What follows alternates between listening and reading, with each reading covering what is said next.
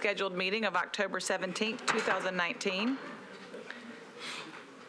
My name is Emily Lamb, and I will be presenting the cases to the board for their review in today's public hearing. Members of the public, at this time, please take a moment to turn off or otherwise silence your cell phones or other devices so the board can consider the cases without interruption.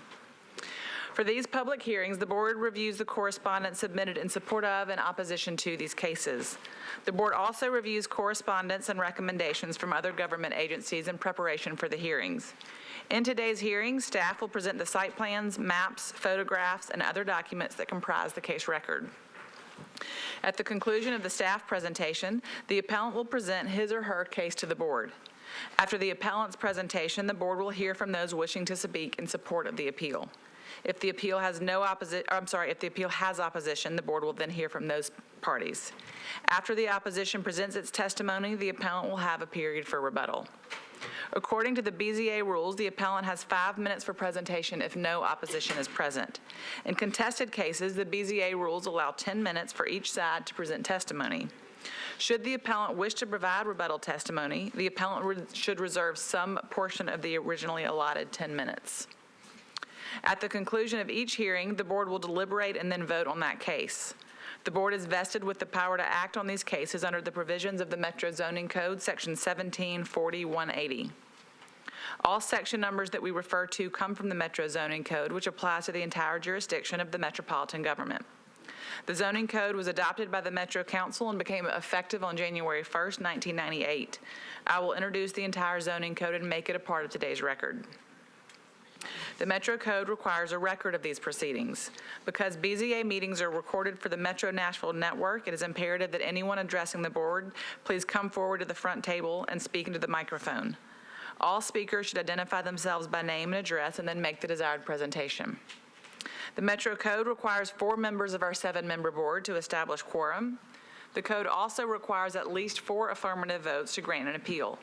In the event that 5 or more members are present, but the appeal fails to get 4 affirmative votes, the case will remain on the board's agenda for the next 30 days. Applications that fail to receive 4 affirmative votes within 30 days of the public hearing shall be deemed denied by operation of law.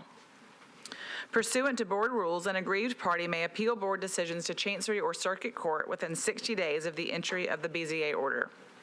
Additionally, as per the BZA rules, an aggrieved party may file a motion for rehearing by the BZA within 60 days of the original hearing date. After that time elapses, the board's decision becomes final and no further action can be taken. If your appeal is granted, you are required to obtain the permit for which you applied. A permit must be obtained within 2 years for board approval to remain valid. It should also be noted that if false or misleading testimony is presented to the board, any board approval could be revoked at a later date by means of a show cause hearing before the BZA. Mr. Chairman, I submit that all cases have been filed in proper order, all appellants have been notified by certified mail, and all legal notice requirements have been fulfilled. I do have some preliminary announcements regarding deferrals and withdrawals. First, case 2019-448 has been deferred to November 7. Case 2019-376 has been deferred to November 7. 376. 2019-404 has been deferred to December 19th. 2019-415 has been deferred to November 7. And case 2019-422 has been deferred to November 7.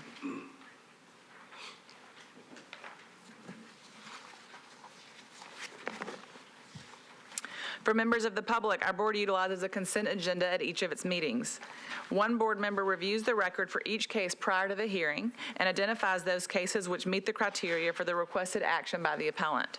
If the reviewing board member determines that testimony in the case would not alter the material facts in any substantial way, the case is then recommended to the board for approval. We'll enter into the record those cases that have been so recommended, and if anyone is here in opposition to one of the cases that has been identified for the consent agenda, please raise your hand, make sure I see you, and we'll pull the case off of the consent agenda and hear it in its regular order. Please note that on any sidewalk case that is placed on the consent agenda, the applicant has agreed to planning's recommendations. Mr. Chairman, these are the cases that have been recommended for the consent agenda. First, case 2019-388 involving property at 630 Myatt Drive. Is there anyone here in opposition to case 388? Seeing none, the next case is case 2019-455 involving property at 1225 Brick Church Pike. Is there anyone here in opposition to case 455?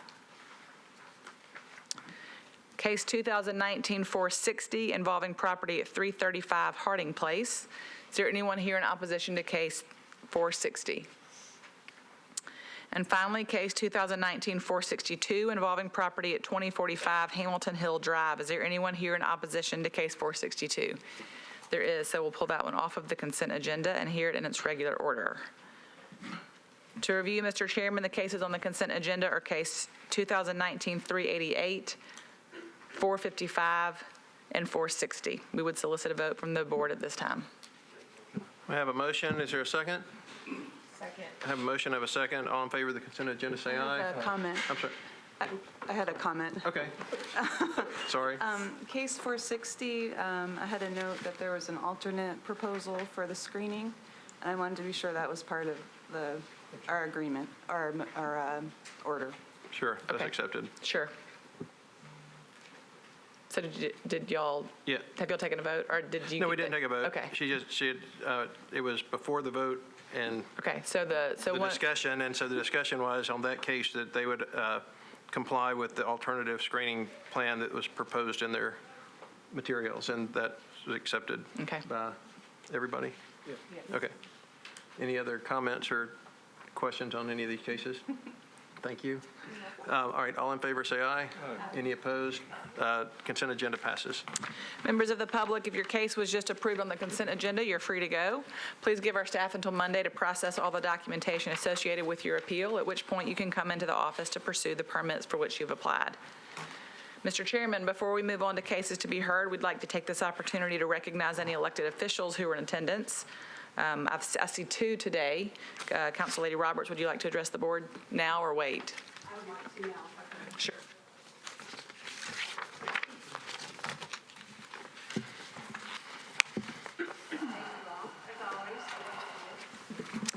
Appreciate your time. So I'm here for two reasons. One is case number 2019-448. The applicant vetted it through the neighborhood. We have talked about it ad nauseum. We are all in support. The neighborhood is in support. I'm in support. This is, in my opinion, a very, very good reason to get a variance. However, case number 2019-449 on page 5, I am in total opposition. It's a 7,100 square foot lot in R8 zoning, and I cannot imagine any reason why we would grant a variance to let them build two other than financial gain. And as we know, that's not one of the reasons we do it. So I guess I'm here. I wrote a letter, but sometimes I think driving across town for this 5 minutes sometimes is the right thing to do. So I'm here to say that I don't think this is good. Good for my community.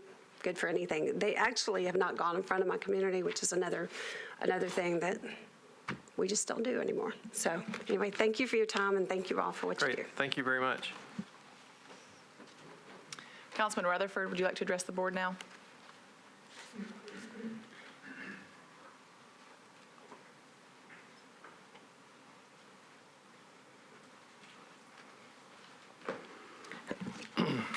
Thank you, Mr. Chairman, members of the board.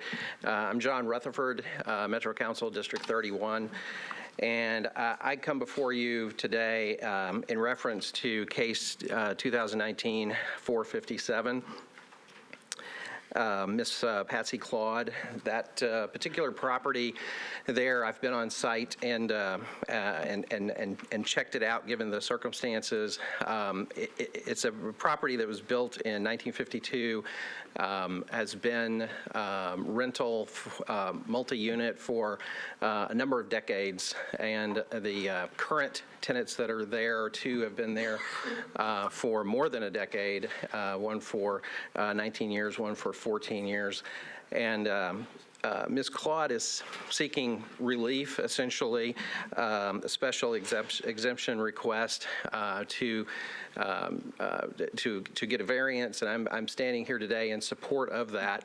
Her personal circumstance with limited income, Social Security plus the rental, I believe that the best remedy here should be one that does not prohibit her from the income that she has had all along. And being that this has been in existence for as long as it has under the circumstances, essentially without issue, I support the variance under the special circumstances and would like for you to give her due consideration, and I appreciate your effort and consideration on her behalf.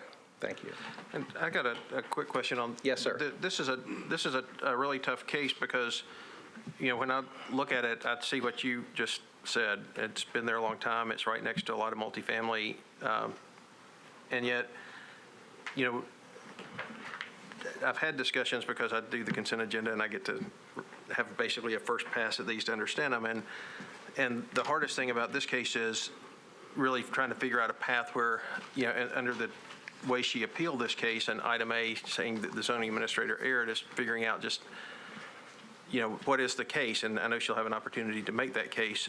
But I think it's a really tough one. And if, on this particular case, if there may be, I guess I'm just saying, I would love for other creative ways to find remedy here too. I'm not sure, and we will find out when we hear it, if it's possible for us to do that. But if it's not, then surely there are other ways through, other types of zoning efforts and that type of thing that Right. there could be. And it's certainly not without empathy from, at least for me, and the board hasn't had a chance to express that because we haven't heard the case. But definitely understand your point of view. It's right. It's basically seeking a remedy that doesn't cause harm. Right. And 100%, we 100% agree. And whether or not it's within our authority to do that, that's where I'm searching. Right. So Right. would love to have the authority if we have it, and we'll certainly ask everybody here if we do. And if we don't, then I'm sure that you'll be working on another remedy for Ms. Claude too. So, but anyway, I appreciate it, and it's a hard case. Right. Thank you very much. Thank you. I appreciate all of your service to Metro. Great, thank you.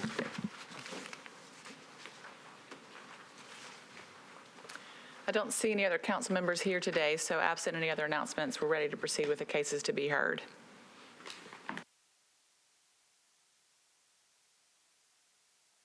Okay. Mr. Chairman, the first case for the board to vote on is case 2019-403. This is a case involving, it's an item A appeal challenging the issuance of a permit. This was previously heard on October 3rd. It failed to receive 4 affirmative votes. Ms. Sanford, have you had an opportunity to watch a video for this hearing? Okay, am I turned on? Yes, I have. And are you prepared to vote? Wait a minute, yeah, this is, I watched both of them, and I was making sure I was on the right case. Yes, I am.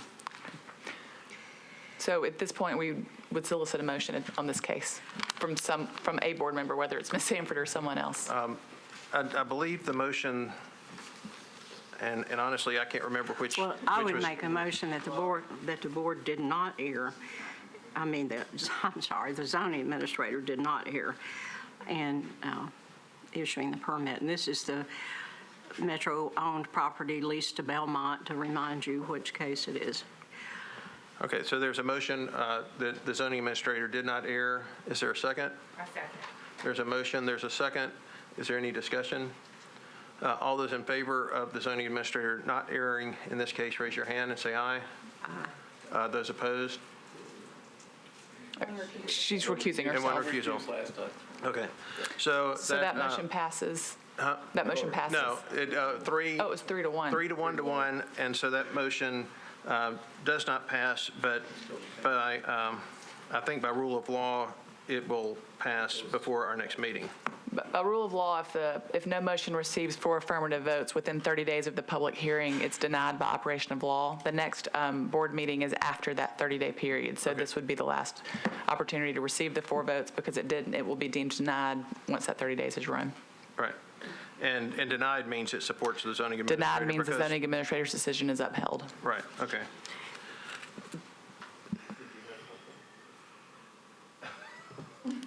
That's okay. Yeah, well, you can make a motion in the opposite just for purposes of the record. I don't think anybody's going to change their vote, Well, I doubt they will. but And we did that last time too, so. the reason I say that is because the code says it requires an affirmative vote. So it contemplates that the motion would be to approve. And then if that motion fails, then after 30 days, it would be deemed a denial. That's how the code is written. The rules are written a little bit different. It says concurring votes. So sometimes I have you to vote both ways just to make sure that the record is preserved as it relates to the rules and as it relates to the code. So there does actually have to be a motion and a second, or does there have to be a motion made? A motion and a second and a vote for purposes of the Right. record. All right, is there another motion? But the motion was made in the opposite of what the code contemplates. So that's why I was saying it could So happen. You you- see what I'm saying? So Mine will fail for lack of It- Well, you'll move. it probably will, but it'll be on the record. Is that satisfactory? If it doesn't, all right. So you make a motion, I make a motion that the zoning administrator erred. the zoning administrator erred in the issuance. And that so your motion would mean that it would be approved. That it would be approved. Is that correct? That Okay, the appeal would be approved. Okay, right, Right. Exactly. okay. All right, there's a motion. Is there a second? Nice roll. There's no second. There it is. That motion dies. Thank you for indulging me. All right. Thanks for keeping us honest. Yeah. All right, next case. Next case is another case that failed to receive 4 affirmative votes. This is a request for a special, it's case 2019-441, 4483 Heath Road, request for a special exception to operate a rural bed and breakfast homestay. This also was previously heard on October 3rd and also failed to receive 4 affirmative votes. Ms. Sanford, have you had an opportunity to watch this hearing? Oh, yes, I spent many hours watching these here. You all were here quite late. And are you prepared to vote today? Yes, and I also received an email from, I assume everyone received an email from Councilmember Rosenberg this morning, and I did read that. And although that did not change what I had already decided that I believed was the right answer, I do not think the appellants met the requirements because of the lack of support in their neighborhood. And I wrote them all down as you were calling them out, and I can't, nobody's taking time to read all that. But I would vote against them having their bed and breakfast. And I think the fire marshal's probably not going to issue anything anyway because there are no fire hydrants there, and it's not a good place to have that. So I would have to vote against them having their 1-year bed and breakfast. So is that a motion that Well, Did I'll that- probably get it backwards like I did the last time, so, the motion that the special exception is denied, the request for special exception is denied, is that, correct. okay. There's a motion on the floor. Is there a second? I'm trying to remember where we went, 'cause we spent a ton of Yeah. time. There were 2 motions on the floor that failed to receive 4 affirmative votes at the last hearing. The first one was for the permit to be granted but expire in a year, so they had to come back before the board. The second one was to deny the permit outright. All right. Both of those failed to receive 4 I'll affirmative votes. second Alma's motion Denial. to deny, just a flat denial. Is there any other discussion? All in favor of that motion, raise your hand, say aye. And all opposed to that motion? That motion passes.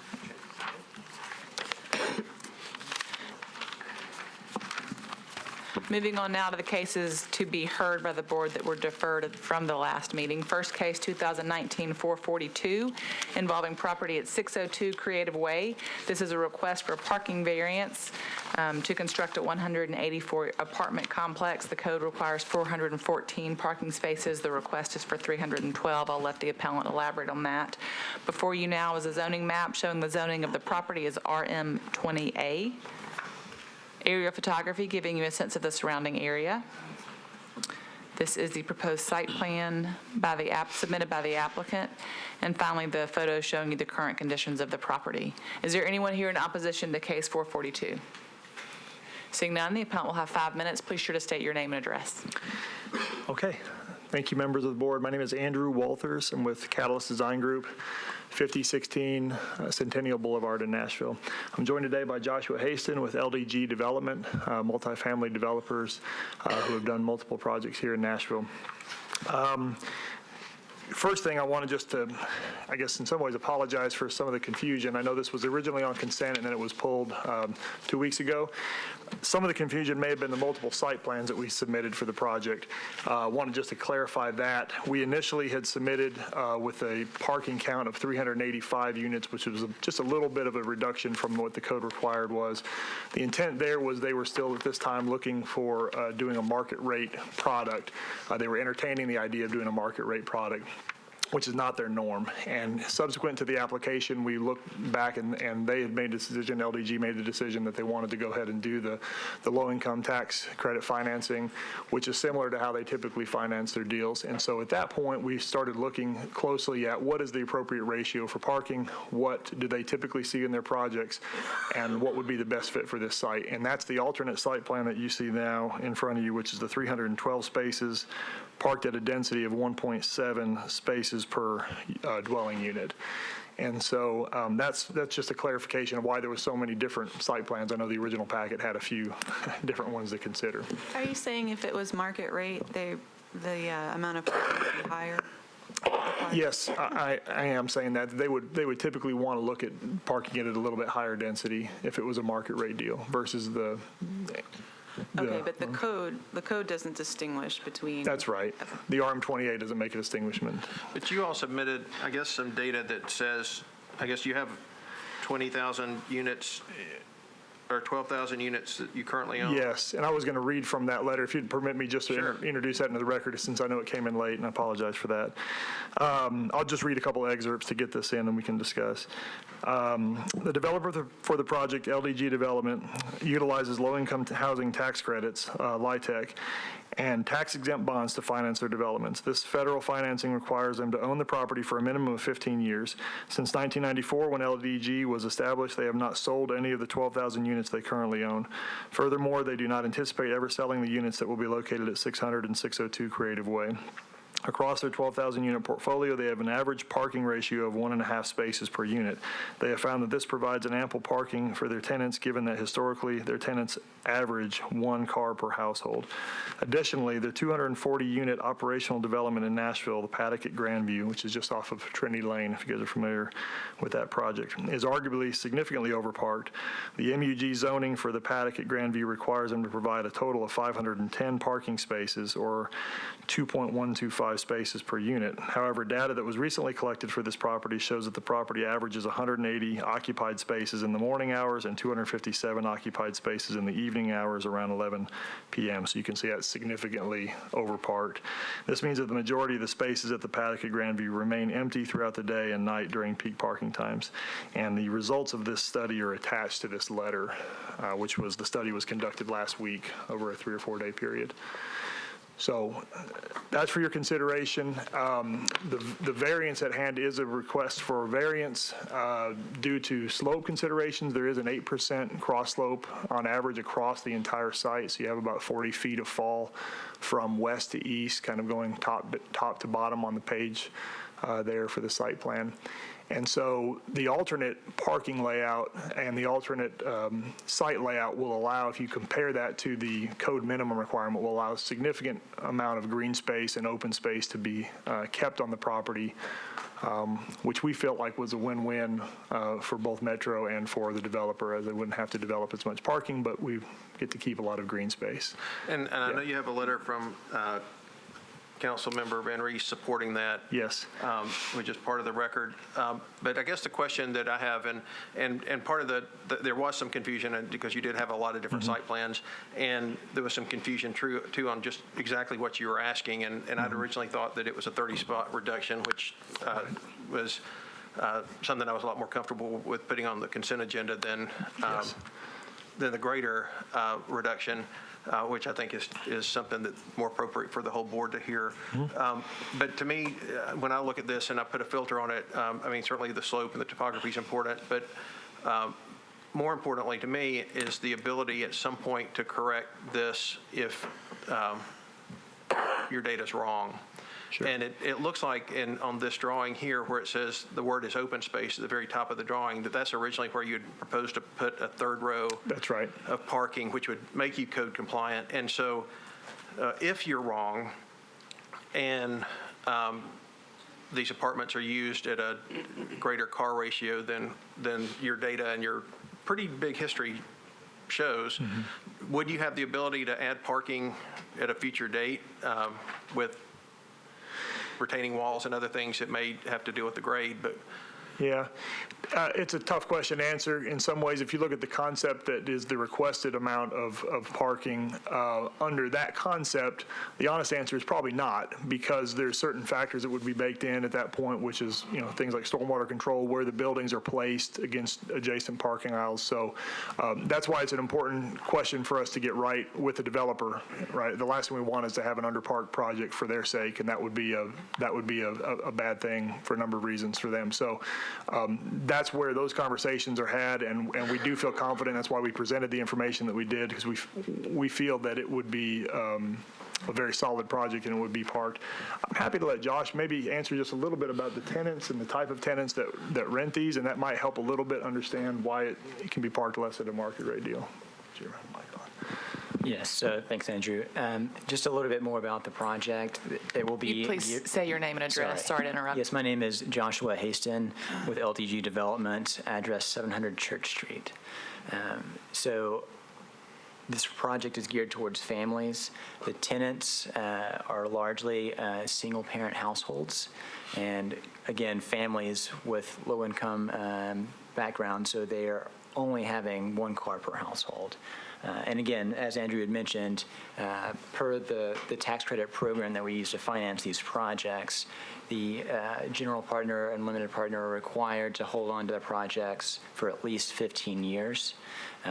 As well, additionally, the Tennessee code also requires that they maintain their affordability for an additional 15 years, meaning the project stays affordable for a total of 30 years before it could eventually convert to market rate.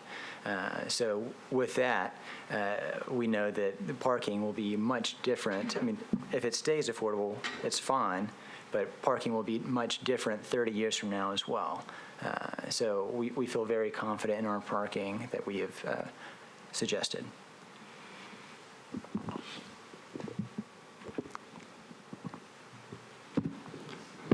I heard your testimony about the hardship being the slope and a 40-foot fall on this property. Is that characteristic unique to this property, or are all the properties in that general area have sort of a similar slope? That's a good question. I'll be honest, I actually worked on the No-See College of Art. This is probably 10 years ago. It did not have this extreme amount of topographic relief on it when we looked at it. It has some, but not as much as this property. I'm not as familiar with what happens down the street. I do think this frontage, I know our property frontage along Creative Way is very steep compared to some of the roadway coming in that area. So this portion of this site with that frontage is pretty steep for in my experience from that's out there.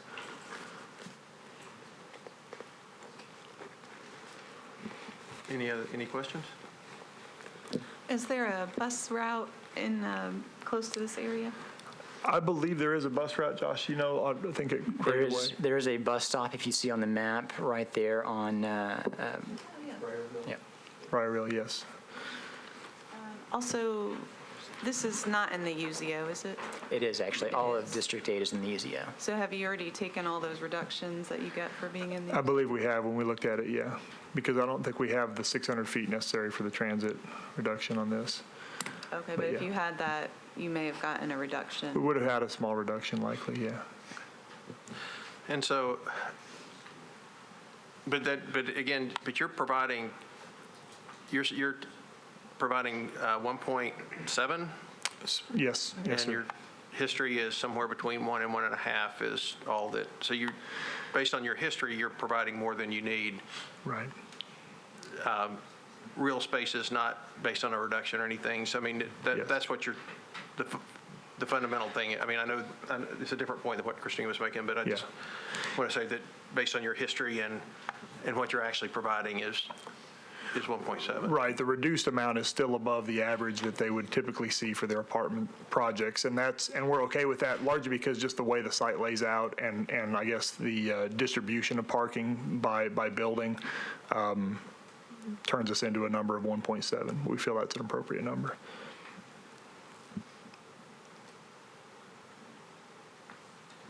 Any other questions?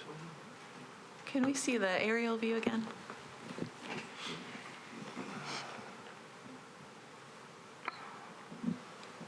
And how many years have you guys been doing this so far? Since 1994.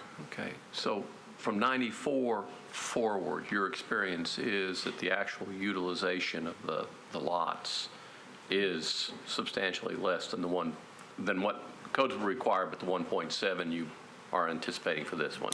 Correct. And you're looking at that trend with everybody going greener, so to speak, that the one car is reasonable? Yes, sir.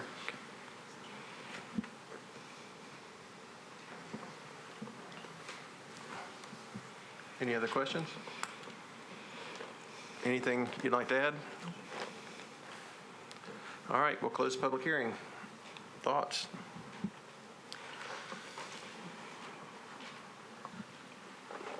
You know, that, I'm not on, sorry. I'm trying to be like Alma down there, turn my machine on, thank you. you have the master control. Oh, I did, that's supposed to be yours. My thought is I didn't necessarily agree with the comment that we're limiting or people because they may be a single-family home or what have you. It's a limiting factor. But their history of running these types of projects overcame my skepticism of that particular comment. So I don't have a problem with what they're doing, but. Well, I tend to filter it a couple ways too, and one is, the question I ask you, can you, if you made a mistake in your analysis, can you, and I don't think they did, and I think they have a much longer history than most of the applicants that come before us asking for parking reductions. But if you mess up, can you fix it? And of course, and the engineer was very cautious to say, well, there's a lot involved, which I appreciate. But visually, the land that they would put the additional parking on is there, and I would assume that something creative could happen, whether it would bring it fully up to code or not. So to me, the question is, if there's the ability within your land to help remedy the wrong guess, so to speak, and there's another valid reason, which I think there is a topography here, then I tend to not have a big problem with it. I think it's very different than some of the high-rises or other things that just have a complete inability to change their parking if they guessed wrong or if they presented data, which usually is a much shorter time frame and has different assumptions than this type of history. So I tend to not have a problem with it, too. Can I see the site plan again? Pretty please.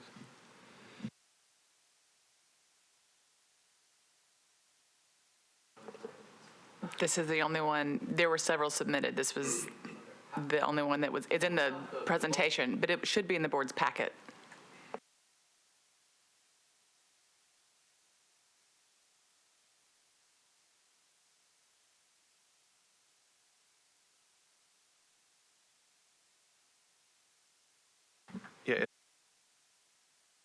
updated site plan, and it actually has a lot more green space between the Nosy College of Art and this project, and maybe less open space at the north side. I don't know about the north side, but the top of the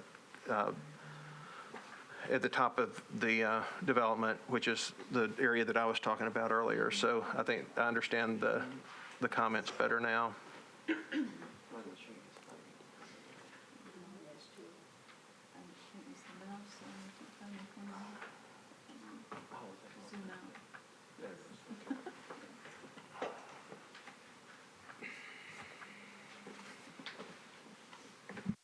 Can't get into your spot. That's what we're talking about. As easily, if at all. Well, I think it's important to preserve the green space as they were preserving and not have it overbuilt with parking. So that's really a plus to this. And also, I don't know that there's any place if there happened to be more than one car per unit where someone could do overflow parking, which would be harmful to the neighborhood, because a lot of times we see people in the urban environment not having a place to park and then parking where other people are assigned to park, and that's harmful to the neighborhood. But I don't see how this would be harmful to the neighborhood because there really is no on-street parking, I don't think. I think these roads are won't be filled with on-street parking from an overflow from this. Hopefully that analysis you're in makes sense. support? Yeah, these are making- hard, but I'll support this one. But anybody making a motion or have Well, additional I'm comments? impressed that Councilmember Van Rees is not against it, and she's supporting it, and she lives there and knows that area much better than we ever will. So I'm And doesn't- persuaded by her support. And based on her years of service and the types of feedback she gives, she's very thoughtful about her support. Right. For me, I think that the applicant has presented a really great case, but I'm still wondering what the hardship is. I know that because this is like a good project, people feel good about it. I think about, I remember that parking is, we're supposed to we'll review this under a hardship criteria, and if there's a unique characteristic to this land. And so if I accept what the applicant said about the slope, which I can, I think for me, everybody's like, oh, well, they can add more later. To me, that means, well, why not do it now? And then I understand what you're saying about not like preserving the green space and everything else. So like for me, if I did give a variance in this case, 100 just seems like a lot. And so for me, it would just need to be a little less. Like I probably could say maybe 75, but over 100 is just a huge drop. And I think because the hardship is a little tenuous, like the unique characteristic, I didn't hear a lot about that. I just think it needs to be a little bit less. Not that I don't respect their experience and what their data has shown them. It's just I'm also concerned about the precedent that this might set in the future too. So that's just my thoughts. So I'm willing to support a variance, but maybe just not 100. 60? Is there, I'll make a motion that we go, I'm going to go with your 60 number, and just, instead of the limit the variance to reduction by 60. I thought you said 75. I did, but I like 62.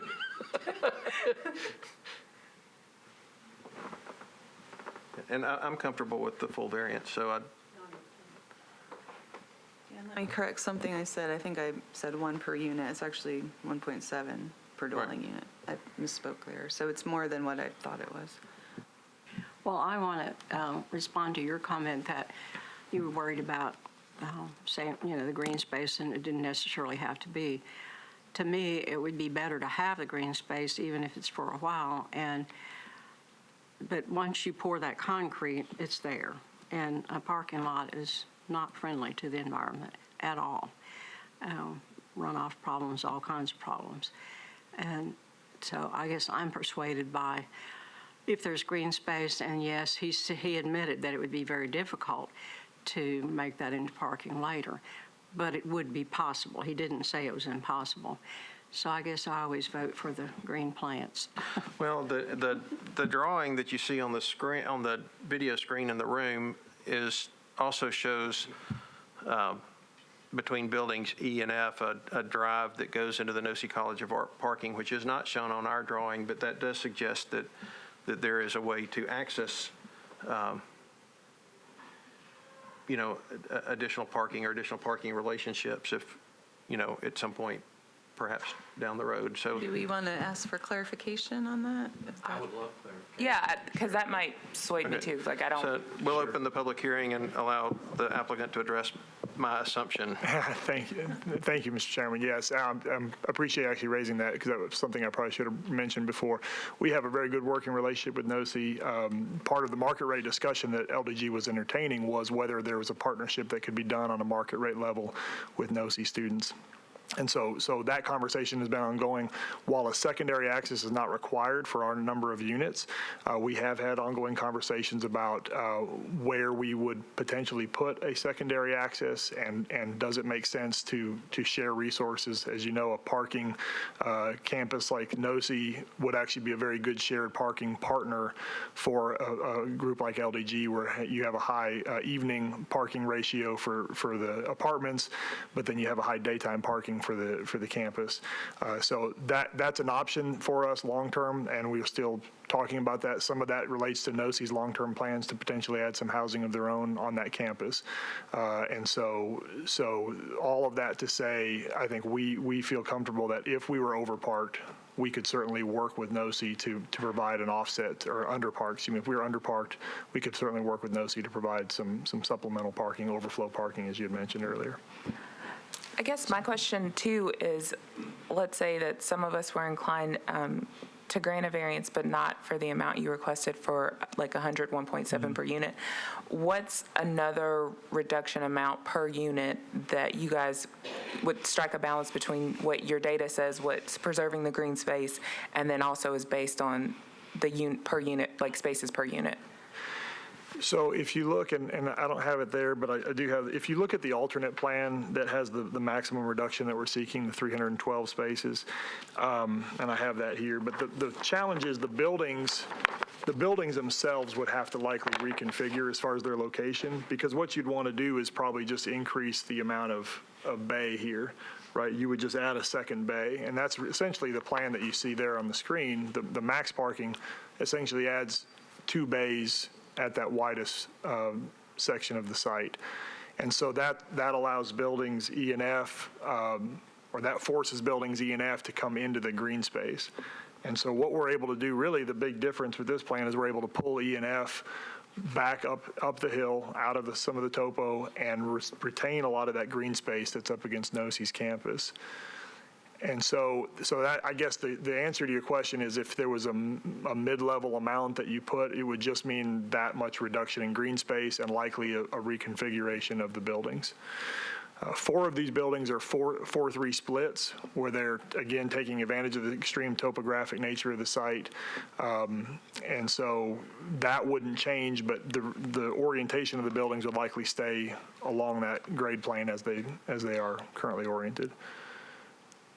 I know it's a long-winded way of answering your question, so I don't And know. 4-3 split means that part of the building's 3 stories and part's 4, is it? Well, right, the low side of those buildings would be 4 stories to the parking lot side, yeah. No, thank you, because that gave me more information about the slope and why you oriented it that way. So that actually helps with your hardship argument, so thank you. All right, any other questions for the applicant? We'll close public hearing again. And thoughts or motion? Anything? I can support the variance. I can see there's enough of a unique characteristic to the land being the slope to justify the proposal. All right, is that a motion? Sure. So have a motion for the variance based on the hardship of the slope. And I will second it. Have a motion, have a second. Any other comments? All in favor of the variance, say aye. Aye. Anybody opposed? Not voting. Not voting. President, not voting. All right, so that was 4 to 0 to 1. Good luck. Next case, 2019-444, involving property at 101 48th Avenue North. This is a request for variances from front and rear setback requirements, as well as a request for variance from the sidewalk requirements in order to construct a new single-family residence without building sidewalks or paying into the sidewalk fund. Before you is the zoning map showing the zoning of the property is RS 7.5. Aerial photography showing you the property and the surrounding area. This is the site plan submitted by the applicant. And finally, the photograph showing you the current conditions of the property. Is there anyone here in opposition to case 444? Seeing none, the applicant will have 5 minutes to make your desired presentation. Please be sure to identify yourself by name and address. Sure. Good afternoon, members of the board. My name is David Laird. I reside at 5204A Louisiana Avenue in Nashville, and hope to move my family to the lot in question here. In terms of the setback requirements, there's really sort of 4 pieces of our argument for why we need the variance. We were, and again, we have some responsibility for not having done our due diligence, but when we contracted with an architect to design the renovation of the existing property and our addition, we did a site survey at that time, and only then did we discover that there is an enormous storm drain that runs through the middle of this property that was not registered on the deed or found by our title search. It's a 96-inch corrugated iron pipe that runs through the middle of the property on a diagonal. The folks over at Stormwater have been wonderful in working with us about this. One of the things that we have now determined in working with them is that they believe the drain is now abandoned and left in place. So there's no easement obligation for us, but in order to put an addition of the size that we would like on that lot, it's very difficult for us to fit it in without having to go on top of the pipe. So we're trying to avoid the expense of removing this enormous pipe, but still build an addition that will allow us to achieve the modest home that we would like to have.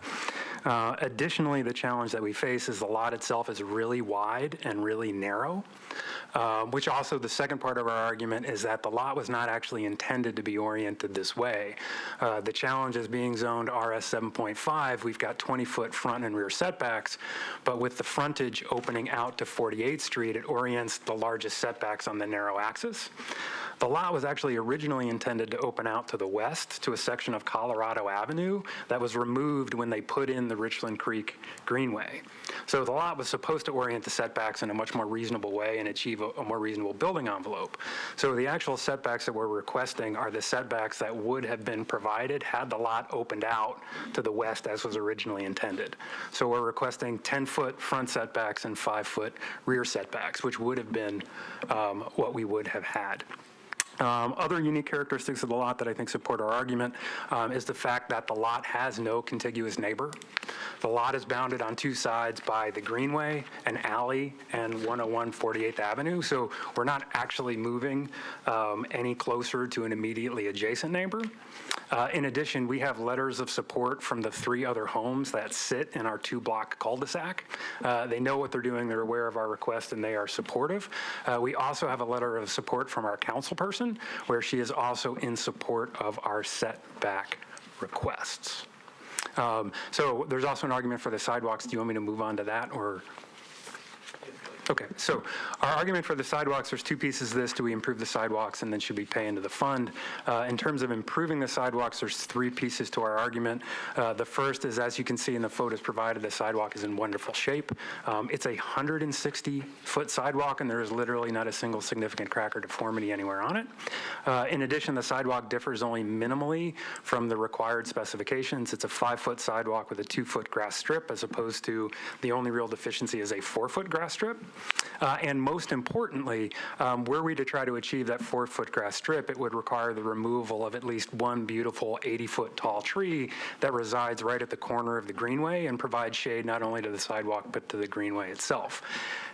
We can say that with great confidence, and you can see that in the photos that we provided. There's also another tree at the other corner that I can't say with as much certainty would have to be removed, but there's another large mature tree that is likely to potentially have to be removed should we pursue that improvement.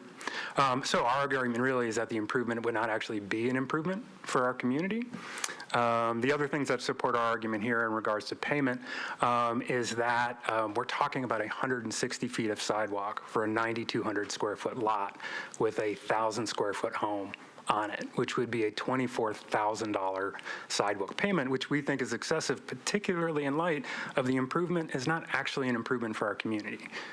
The sidewalk itself is in great shape. It's basically up to code or very close to it, and actually getting it up to code would actually remove mature canopy from our community, and I don't think anybody would be in favor of that. As far as our councilperson's support, I think it's important to note that in her letter, our councilperson abstained on this issue. Her sort of specific wording was simply to say something to the effect of that she is simply not going to weigh in on whether or not we should be granted financial relief, which I think from a councilperson's perspective is still a very strong statement that they're not requiring us to do that. So that's our argument. Thank you for your time and your consideration. I sat through the last hearing. I understand what a hard job you guys have. Any other questions?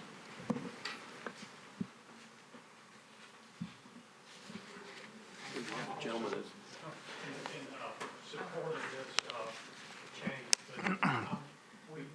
Sir, if you would turn your microphone on and state your name and address, and Okay, I think it's on. Okay, yes, I'm Bernard Pigney, 4604 Dakota Avenue, and I'm here representing the Sylvan Park Neighborhood Association, and we discussed this issue on Monday night at our meeting, and we're in support of the setback changes because of the hardship created by the sewer line or storm drain or whatever it is. And so anyway, I just want to say, because of that hardship, we are in favor of that. of the setbacks. Did you have any, or group, did you all weigh in on the No, sidewalks? we didn't discuss Okay. that. All right. Are there any other questions? All right, we'll close the public hearing. I appreciate it very much. The setbacks are, because of the easement and the council lady support, I had put originally the front and the rear setbacks on the consent agenda just because it felt like they met the criteria, and I think it ended up coming off because of sidewalks. And so I don't know if you all want to take those separately, or we can just craft a solution altogether. And some of you may have trouble with the setback issue, but I don't know how you want to handle it. I do not have trouble with the setback issue. It's the sidewalk issue.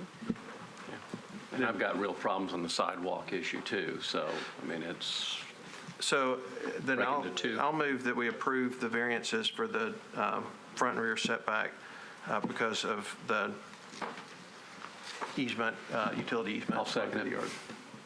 Any other questions or comments? All in favor, say aye. Aye. Any opposed? That passes. And now what is the right thing to do on sidewalks? Well, pay into the fund is the right thing to do, but how much? And I was thinking not the long side of the property, but the shorter side of the property. To put it more at the 50-foot, which looks like to be the, if you look One at. thing, if I can point out clarify that might help the board, and if not, feel free to disregard it, but the current sidewalk, as y'all know, the sidewalk law has changed. There's now a 3% cap in place. So if they do contribute to the in lieu fund, they would be capped at 3% of the value of the construction. Do we know that number by any? I don't know. I don't have it before me, But you could. the law contemplates a limit to But how much they would. any motion could be, if you wanted it to be 50 feet, which seems to be in line with the frontage of most of the houses, at least in this picture, you could say the maximum of, the maximum of 3% or 50 foot, whichever. I need more clarification. Ms. Lamb, what do you mean when you say capped at 3%? What's capped at 3%? The amount that would, if the applicant is required to contribute in lieu, or if the board includes that as a condition of the variance, the most that the law requires them to contribute is 3% of the value of the construction. So if the construction were $100,000, just because I'm not good at math and that's an easy number, 3% of $100,000 is, I think, $3,000. So if the frontage, if the value of the in lieu based on the frontage is $3,500, they would be, the most they would have to pay is $3,000, because that's 3% of the $100,000. That's very helpful. So that's easier. So it sounds like that we should basically say it's the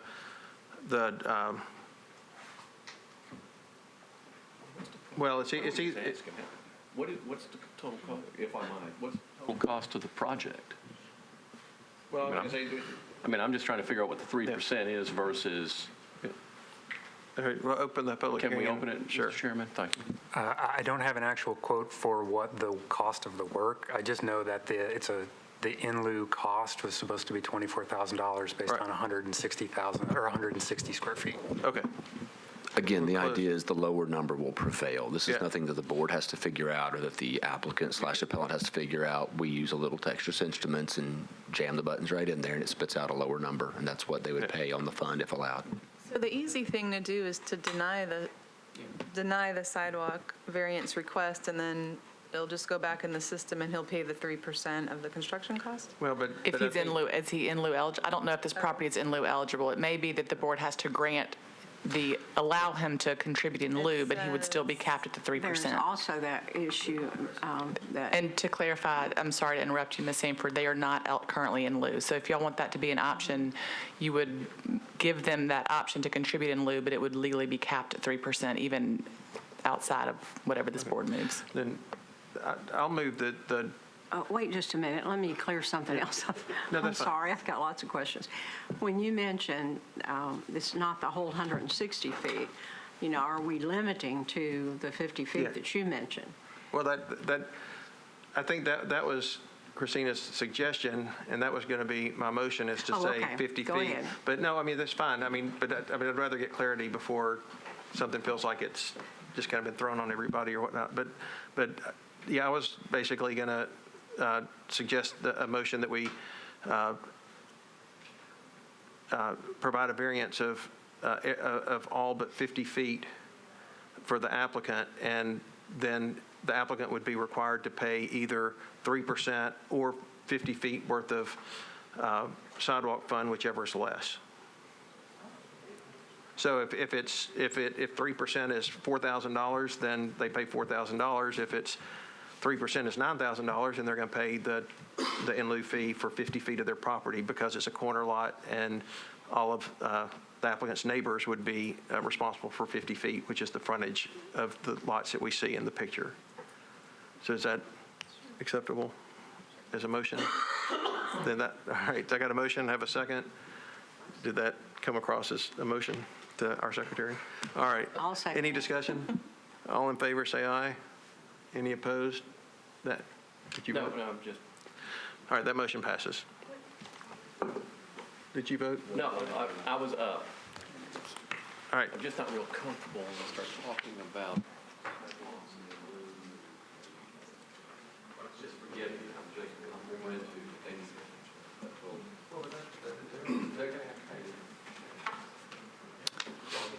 Next case for the board to consider is case 2019-402.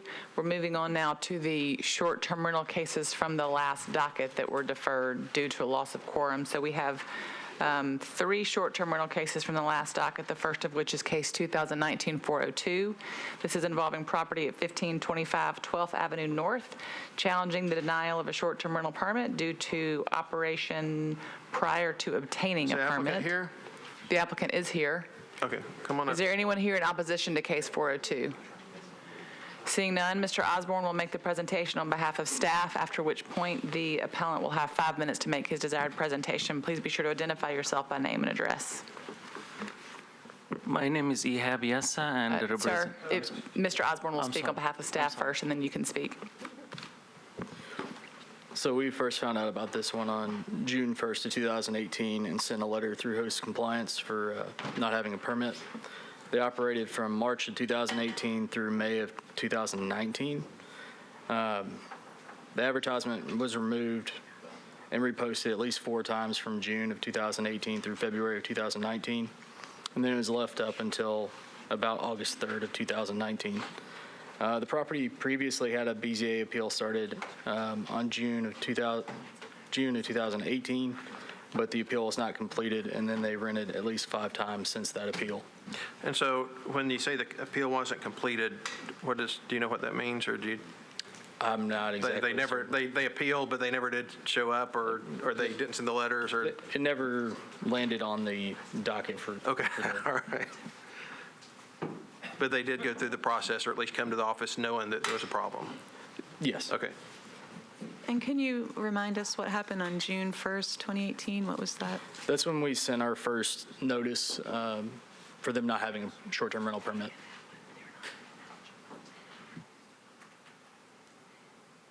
All right, sir, if you could state your name and address and tell us why you're here. My name is Ehab Yassa, and I'm here to represent Mr. Muhammad. He's the owner of this building, and I was helping him to do some technology stuff in the house. Actually, during to his information, he didn't know this. He have to have a permit to rent the house, because first of all, he built this house to sell it. He tear it down and build it so he can sell it in 2018. Then during the time, if May he go through a family issue, then he have to leave his house to come sit in this house, which is in 1525 12th Avenue North. So during that time, he have a financial issue. So somebody advised him to he can rent the house so he can get some more income for his kids or stuff like that. And then he called the company, it's called B&B, to rent the house. Then the question is not come to him if he have a permit or not. He don't know. He just have a final approval for the house, and he feel during that final approval he can rent the house, which is this is the first time for him to do something like that. Then he called B&B. As soon when he receive a letter from the code, he not allowed to rent the house without permit. Then at this point he tried. When was that? I'm sorry, sir. You said he called them as soon as he got a letter from codes. When was that? He said the B&B company, which No, that's not what I'm asking. In what month and what year did he get this letter from codes and call the Airbnb company? As soon. Hold on, sir.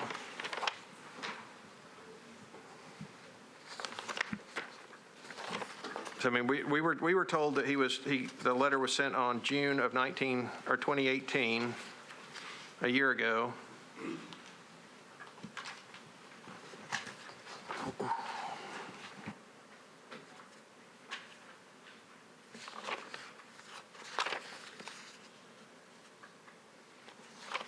He doesn't have the date when he called that, sir. I'm sorry. Okay, and so, but, all right, so he not mind to apply for the permit, but then he did not mind to apply for the permit. If he knows that's illegal to rent the permit, to rent the house without permit, he not gonna do it. But he's concerned. He applied for the permit at this point, and they told him you have to wait 1 year until you can rent the house again. all right, but then our codes folks have said that between June and February, the ad was removed and reposted 4 times, and that it was rented at least 5 times since last July. So is he still renting the house, or? No. He stopped. Actually, the time after the June, the house was already, I think, booked for some rental, because he just rented the house maybe in a weekend, because he have to live in the house during the day, during the weekday. Then in a weekend, he have to leave to take apartment, at least to sit on it. So he have the house already booked, and he called the company to not do this again and take it off the screen to nobody book it again. Then the time which is people book that house, he don't know what to do, and he just leave the house, and after that he never rented again. Do you know when the last time he rented the house was?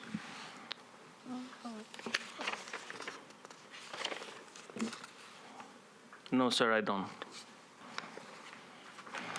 More than a year, less than a year? No, listen. No, he didn't rent the house after since since July, he did not rent the house. He's still in there, so he have all the information like he's. He let the people who had already reserved it stay, and then after July, he didn't rent it again, is what you just said? No, sir. No, sir. But that's just what you told me. Yeah, I'm he just will repeating what you never told me. do that until you get approved from you guys. No, he stopped doing that. Mr. Chairman, I'm sorry, we went back and forth between what this gentleman has said and what we heard from codes. I'd kind of like to get my timeline back from someone that's actually a record keeper for Metro, instead of this poor gentleman who sort of got stuck up here and doesn't really have all the information. So if staff would come back up and walk through your dates for me one more time, because I'm having a difficult time with it. Yeah, I know, but I tried to follow it for a little bit, and I'm having a real hard time following it. So if you would, please, sir. So we sent our violation letter on June 1st, 2018. It's operated since March of 2018 through May of 2019. At least 5 rentals since the 2018 appeal. And so do you show any rental history after July or August of last year? Yes, What does your rental history show? as recently as May of this year. And then help us know, does host compliance, that's how you identify the rentals? And how does it show up? Is it more than just a review, a late review? I mean, it actually shows. That's how they verify those rentals, is through the reviews. Okay. So either somebody was 7 months or 8 months late in their review, or they honored bookings that but I they think, had didn't previously. you tell us at one point that there's a limit if you are on Airbnb, that you only have so long to make a review too? So it's Within 2 weeks on Airbnb. okay. All right. So in May. Okay. So, Mr. Chairman, if I've just gotten it right, letter was issued in 18, and we're still renting it in May of 19. That's what the official record for Metro is. Right. Right, okay. So our Metro records show that the apartment, or the property was rented in May of this year. And you had testified earlier that it all stopped in July of last year. So did he rent in May of this year? Why would it show up as a rental? Actually, he doesn't have like the information he give me. It's not like you exactly right what he's saying, but he's confusing between the time he received the letter and the permit, and what he feel during the time he give me this paper. He feel like the final approve for the house, like he built the house is new, and he feel like the final approved for the house, it's something like a permit he can rent the house. This is the confusion between the code, and that's not right. What he was thinking is not right. It's the first time for him to rent something like that because he doing financial stuff. But you absolutely right. I'm talking about July this year. He's talking about July last year. So when I received this information from him, he didn't know this house have to have a permit to rent it. So he will never rent the house again until he get approved. But approved is taking like so long, like 1 year, and he's actually paying like $6,000 for his kids because the family issue happened, and he kick out his house. Now he cannot able to sell this house. He have to stay on it, and he get to find income for his kids from this house. That's what he told me. Okay. Any other questions? All right. Anything else to add? No, sir. Thank you. All right. We'll close the public hearing. I mean, I feel bad for this gentleman coming in because he's providing rampant hearsay, I think, is a phrase that some of us lawyer types use every once in a while. And not knowing what the law is doesn't change it a whole heck of a lot. So, I mean, Mr. Chairman, you're going to have to work really hard on me to go soft.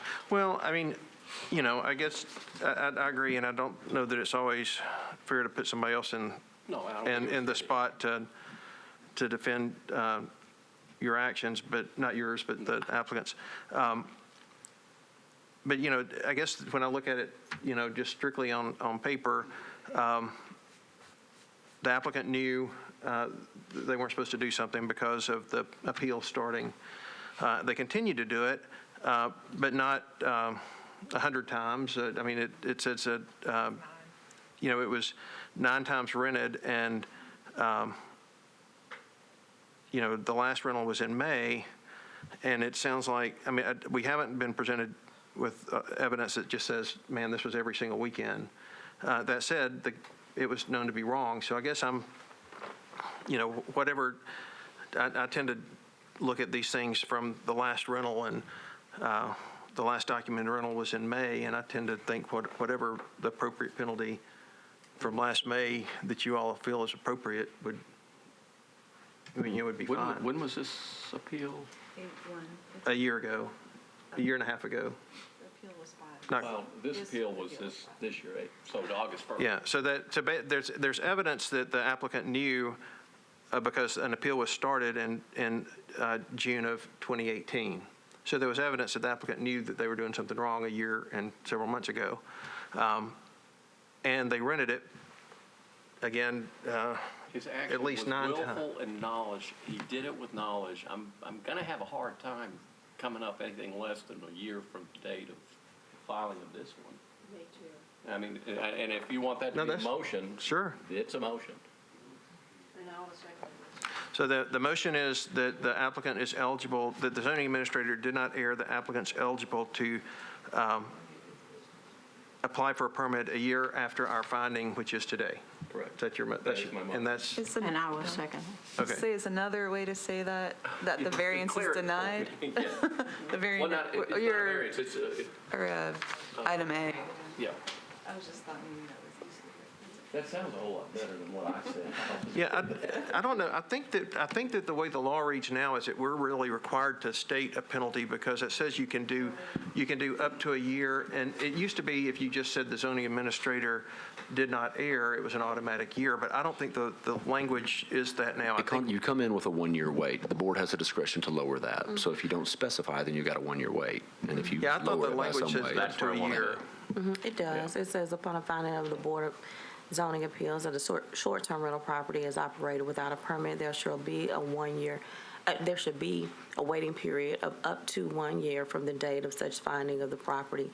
And so, yeah, so I guess, and again, I'm not trying to, I mean, to me, there's a motion that's stated, but the point that Christina made was to say, is there a default? And to me, I don't read, I mean, how would you know the default is a year instead of 0? Because it says up to a year. That's what I don't, the way the new language is, to me, says that we should state what it is, but again, that's maybe. Obviously, from legal's perspective, it helps us the more information you all put in the record. And so certainly it does contemplate that it is up to a year, and it specifically says that the length of the waiting period shall be based on whether the operator was aware or unaware of the requirement that requirement to have an STRP permit, and then it gives the factors that you can use to make such a finding. So. Okay, so. That's fine. I'll withdraw my comment. No, and it's, Okay, so that we do have. You're in discussion, so you can. Yeah, we do have a willful knowledge violating.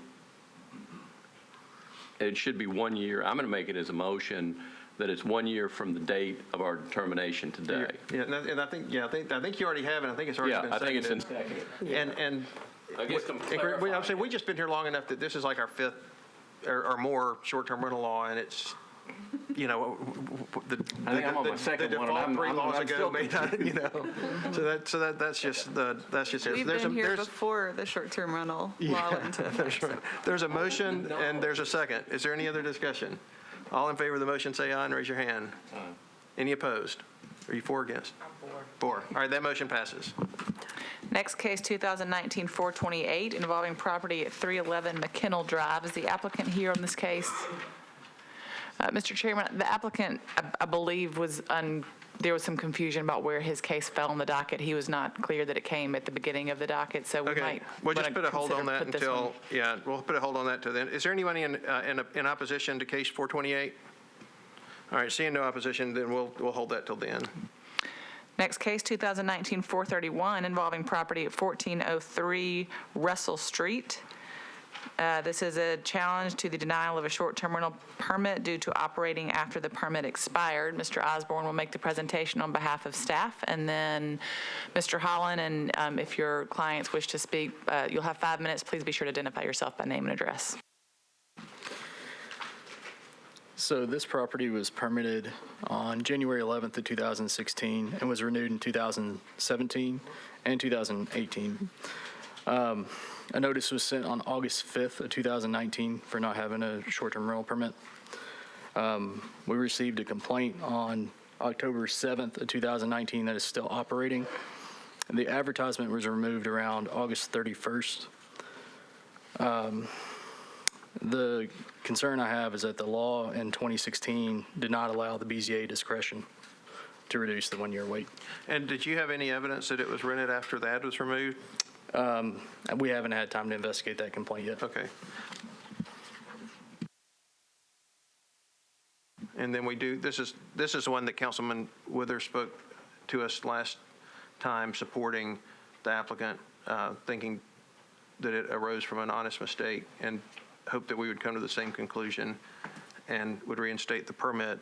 And he's not here today to say that, but that's part of our record too.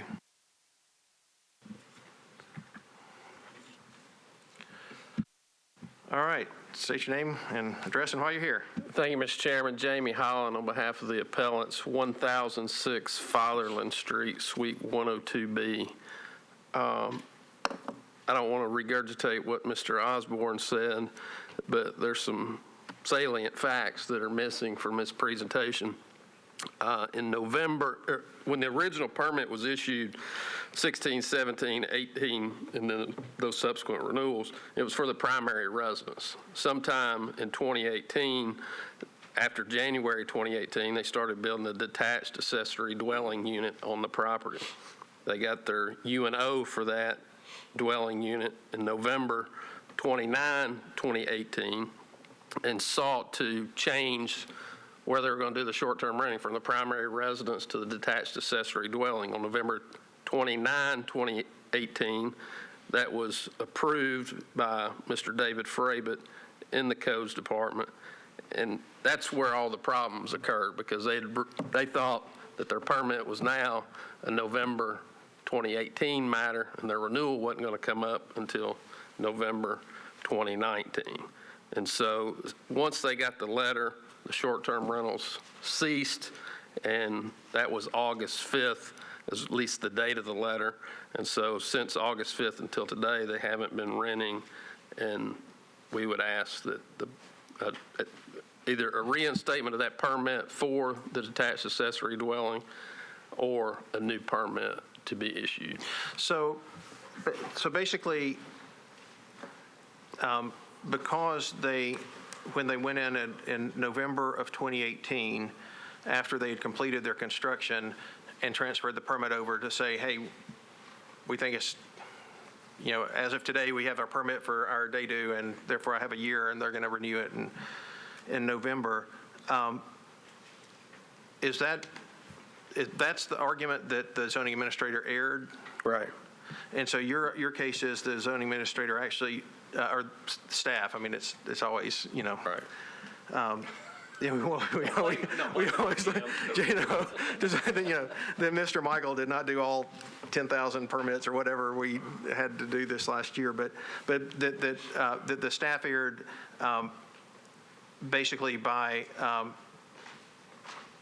either when they transferred it, implying, or is there anything, is there anything that says, hey, the permit starts on November 8th, or of November of 2018, or is it just through the meeting to say, no, you guys are good, here's your permit, it's transferred over, it's a year permit? Well, there's some discussion in the email exchange from Mr. Frabit and the appellants about transfer, but we all know. Well, I mean, not a legal transfer. I mean, from the same owners basically to a different area in their home, which, yeah, I didn't want to raise a transfer of ownership issue because I don't think there's any question that that's applicable here. Right. Well, I think it's reasonable to conclude that because as a condition, I guess, of getting the DADU, that means they were foreclosed from ever short-term renting the primary residence. It went exclusively to the detached accessory dwelling unit only. And, having to get a UNO for that DADU kind of presupposes or puts into context what was happening. It was a shift of the premises that were being short-term rented. Therefore, that was a new permit, not a transfer of this other permit to this other space, because you've got, different living quarters. Right. And I guess you understand where I'm coming from too, because we have the council member saying, I've reviewed this extensively and it's an honest mistake.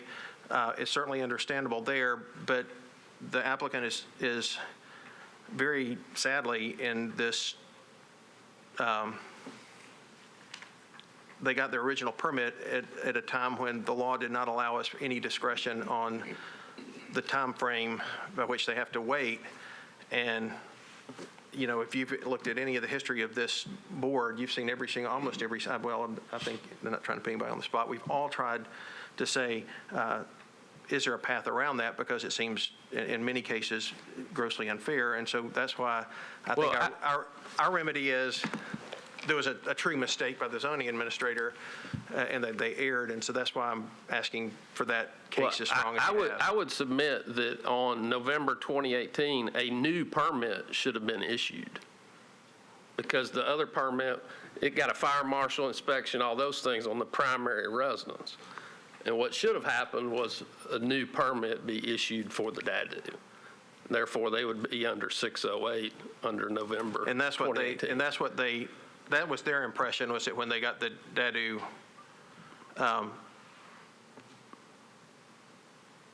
when they went to move that over and got it done, did it get fire inspected, and did they have the process, or was it an administrative thing? No, I would ask you to direct that question to staff about whether a fire marshal came out. I just don't know The how. fire marshal would have inspected the DADU for the use and occupancy, yes. Okay. There was not an additional fire marshal inspection for the short-term rental permit, because the short-term rental permit, in an effort to accommodate the applicant, we said, you've gotten your UNO, the fire marshal has inspected, therefore we will allow that to count. Okay. Because he had just done it. And then let's say you can continue to have this permit on the property. It's a different structure on the property, but it's a permit for the property. Just don't use the front primary structure. And this was always an owner-occupied home and an owner-occupied property? That's correct, Mr. Chairman, still is today. Okay. Questions? Is there anything And just, to add? in case Mr. Withers, the council member's letter is not in the packet, I could submit one, and his letter indicating support. Yeah, it's in our packet. I quoted from it directly as when I had my glasses on, and I paraphrased when I didn't, but I think I got the gist I don't of it have right. anything to add, Mr. Chairman, just right. pending your questions. Okay, thanks. Can I just ask one question, just so that I make sure I'm clear on the facts? When they got the UNO for use of the DADU, they were told at that time that they could use the short-term rental permit for the DADU? Correct. So And the separate one was not issued at that time for, a separate STRP permit was not issued at that time? Correct. This permit for the property, when the permit was originally issued, I believe there was no DADU. So the permit was issued for the property. They operated out of the primary structure. They then added the DADU. Once they got the UNO, after the fire marshal's inspection, they said, we want to use this instead. So we said, okay, the permit is on the property still. Use the DADU structure, not the primary structure. But it was all the same permit. And the date for the original permit? January had a different date. The original permit was issued in January of 2016. The DADU, I believe, was November. The DADU was allowed to fall under that permit in November of 2018. Okay. Thank you.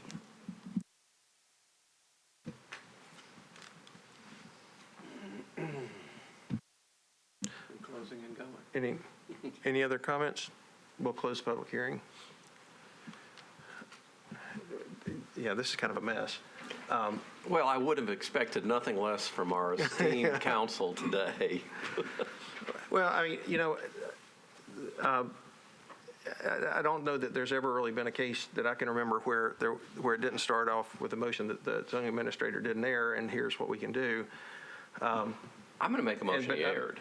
Well, I think that. I think in this case that there was a clear.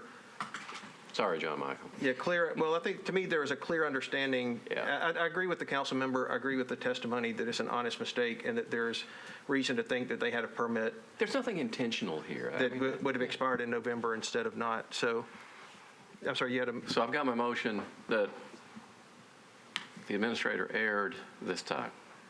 And that. And If the zoning administrator erred, what would allow them to have their permit If the zoning administrator erred, the permit would still be considered valid, and they could continue operating until it is renewed. And I would suggest they go ahead and pay that renewal fee now, and we'll go ahead and clarify now that the renewal date would be January of 2020. So I think you probably need, this is all we can deal with at the staff level when you come into the office. But if you determine that we erred, the permit would be considered still valid. And that they would be able to renew as soon as, I would say go in tomorrow, Monday, go in Monday and get it all straightened out administratively. But yes, that's your motion. That's my motion. Then I can second it. We have a motion, we have a second. Is there any discussion?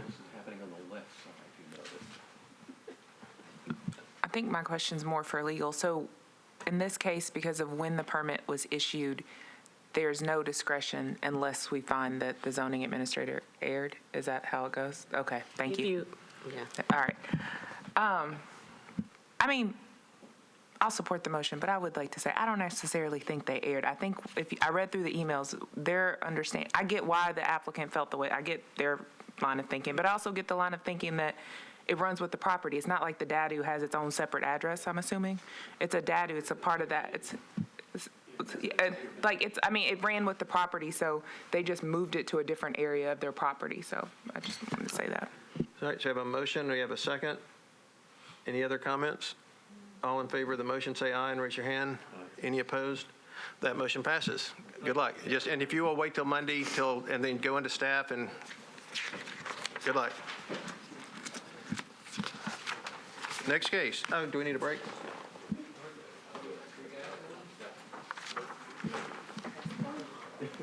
Moving on to case 2019-449, back to now I'll start the new cases for today's docket. 2019-449 involving property at 705 Rise Avenue. This is a variance request from the minimum lot size requirements to construct 2 single-family residences on one parcel. Lot size requirement is 8,000 square feet, and this lot is 7,300 square feet. Before you is a zoning map showing the zoning of the property is R8. Area photography showing you the property and the surrounding area. This is the site plan submitted by the applicant, and finally the photograph showing you the current conditions of the property. Is there anyone here in opposition to case 449? Seeing none, you'll have 5 minutes. Please be sure to say your name and address. Is that it? I'm Shane Teeters. I own Meridian Construction. I own this property.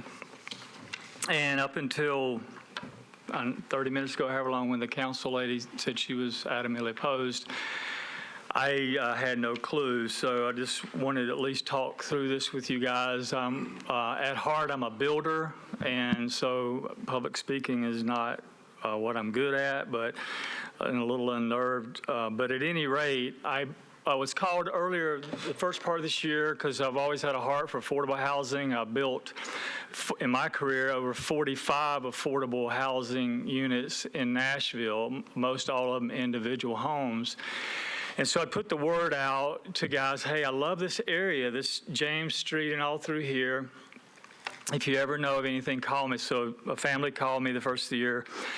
We have 3 properties on the street. I looked at it, and this particular property it was, according to West Precinct, the worst drug house in all of West Nashville. And I was like, gosh, I'm not a confrontational guy. I don't know, but I wanted the duplex that came with it, so I bought them all. And it took me over 90 days after I bought the property before I could even look at it because they had to be physically taken out. And in that process, I can't begin to tell you how many neighbors came to me and said, thank you so much. We had 7, 8 cameras on our house, and it's a nice street. So in looking at it, I just let it sit there, and I thought, I want to do something really cool with this because I fixed the duplex up, and even last week, some lady, because I'm over there messing with it, and she says, "Are you the guy responsible for this?" And I'm like, "Yes, ma'am," and did a fabulous job for the neighborhood. So as I cleaned up 705, I realized, wow, this is a lot of structure on this one land. The impervious soil, according to my survey, the structure's like 4,900 square foot of housing on this at the moment. And I said, so I realize it's an uncomplying lot. It's a little short of 8,000. To be exact, there's an alley that has closed at the back, so it has added more. The council lady said it was 7,100, but she failed to realize there's an alley that's closed that added a little bit more. So it's actually right at 7,400 square foot. I provided you site plans to show all that. But what I had considered is on this street, as they tear new homes down, they're tearing one down, building two. And I thought, this is an amazing affordable housing opportunity that I would like to push the envelope a little bit and see if it's possible. So what are my sales points here? One is, we obviously got rid of some bad neighbors. We tear down 4,900 square foot of structure. I build back one unit that is a duplex. I agree with her passion that to build two homes, even though if you look at what I have, one of the exhibits, there are several lots on all these streets that are 50 foot wide, which is what this one is, that have two skinnies on it. But I'm opposed to that. I like structure, I like architect. So I said, what if we just take a duplex, and then I know the attorneys turn it into an HPR or a townhome or whatever, and I'll say A and a B. And beside my duplex at 613 and 615, there's a brand new unit that they did the same thing. And so I got with my survey and I said, draw that up. And so in the end, I decreased the impervious area by 1,823 feet, which is amazing. I mean, it adds, I know I'm rounding up, but almost 2,000 more square foot of stormwater drain impervious area.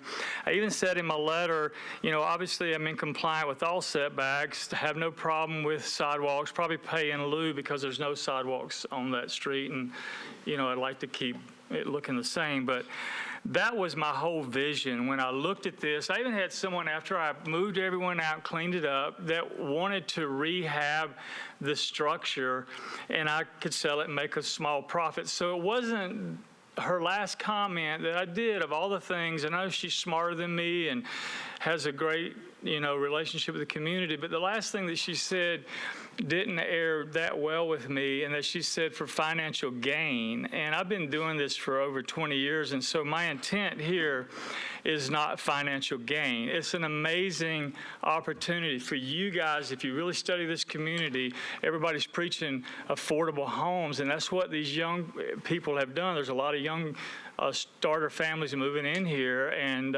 just the market allows it, and it's just a really good opportunity to bring in almost 2,000 more square foot of pervious area, build a new structure, and make it affordable. And that was my vision. So I apologize. And so you said you've done projects on this street. I guess you submitted a drawing that's in our packet that has in green letters, green is new bills. So no, green is, so as I was studying it, because I thought, wow, look at every time an old house is torn down, two new ones are built. And I loved that concept.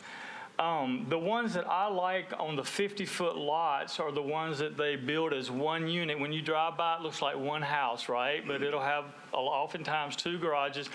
I propose that in my site plan, so there's no question that that's what we're proposing to stick to. So, I was not, even going to put garage fronts on it because I like the ones that look warmer with just, two entrances, no garage door kind of scenario. But anyway, when you study this whole panoramic neighborhood, the theme, other than about 3 or 4 homes that I could tell are tearing down one unit and building back 2.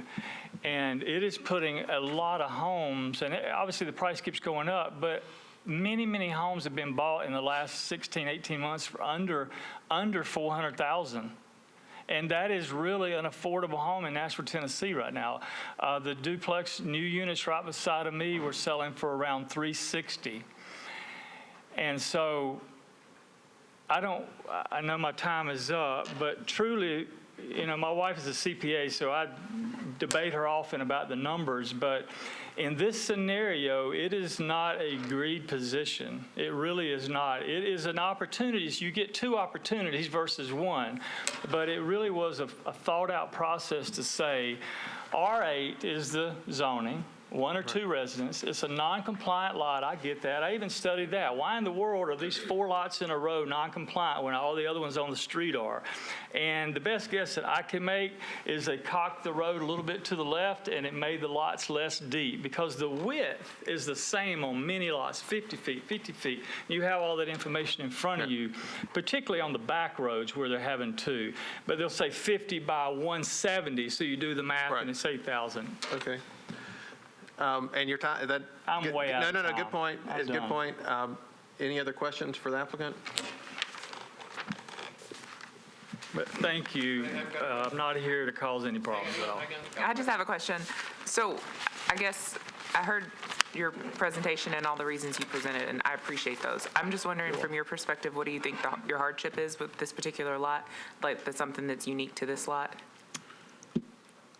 I guess I've given you my best shot.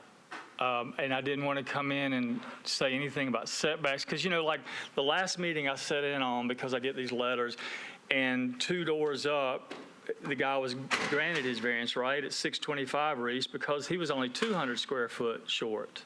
You remember that? He had like 7,800, and someone said, well, back in the day, surveyors got it within 2% or whatever. And so they granted him his variance, and there was no opposition. I realize that I'm even less than that. I'm at about 74.94, something like that.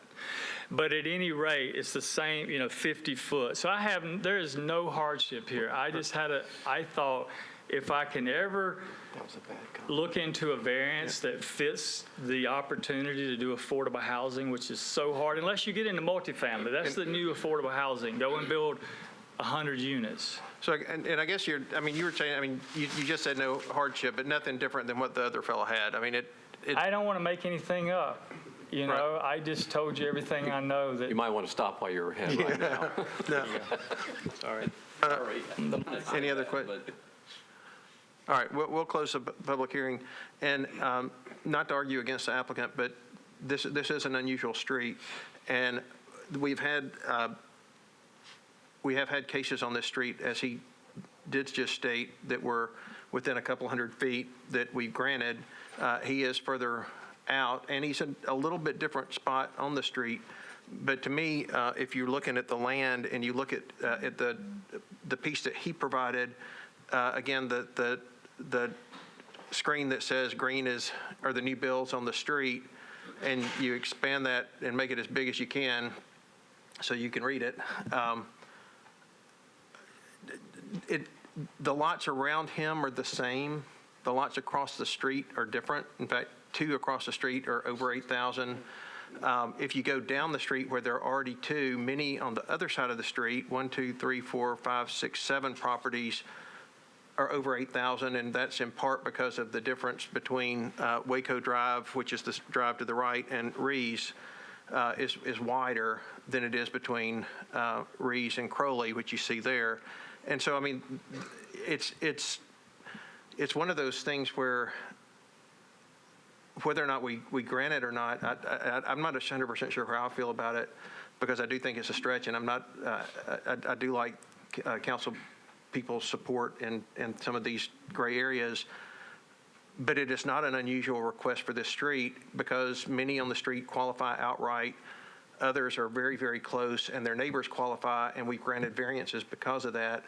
And so for that, I think it deserves at least some consideration. Is if we say no to this, is it because it is on a stretch of that road where there are probably 9 or 10 houses in a road that are all equal, even though some across the street are more than 8,000 and it would qualify for duplex, and that, therefore, this is just an unlucky plot? Or do we say, no, that this is a street that has a history of this, and within 5% is close enough? Because, and if you look at the widths of the just going down the street, look at the widths. Now on his side, it's starting at Laramie, it's 60, 52, 50, 50, 50, 54, 54, 54, 54, 54, 53, 55, 70, 100. And if you go across the street from that, I mean, it's, 60, 60, 60. There's not a number, 53 and a half, 53 and a half, 53 and a half. There's not a standard width and length to this street. And so to me, that's, again, honestly, I'm saying all that to make a case, but I don't know that that means I'm going to vote. It just, to me, the hardship is no property on this street is exactly the same, except for maybe that little cluster next to him.